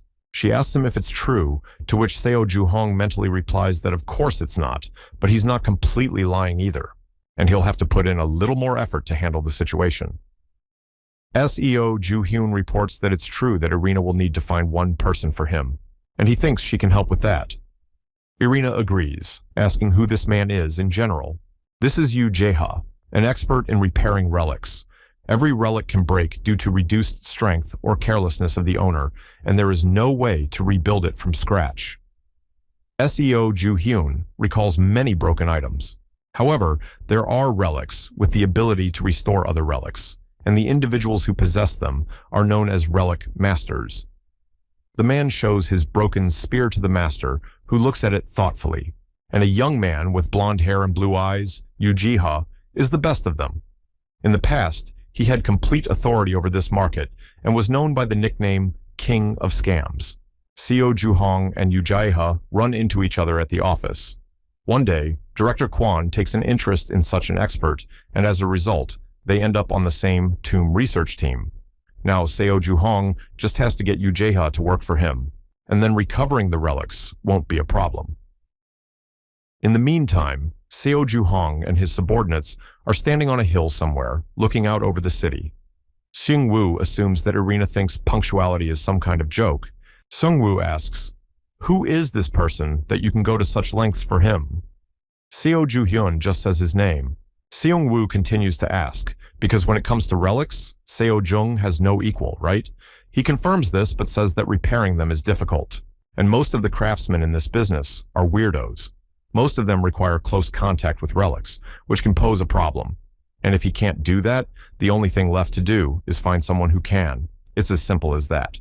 With a twinkle in his eyes, Seo Juhong adds that this way of thinking seems to be the slave trader's way of thinking, making his subordinate nervous.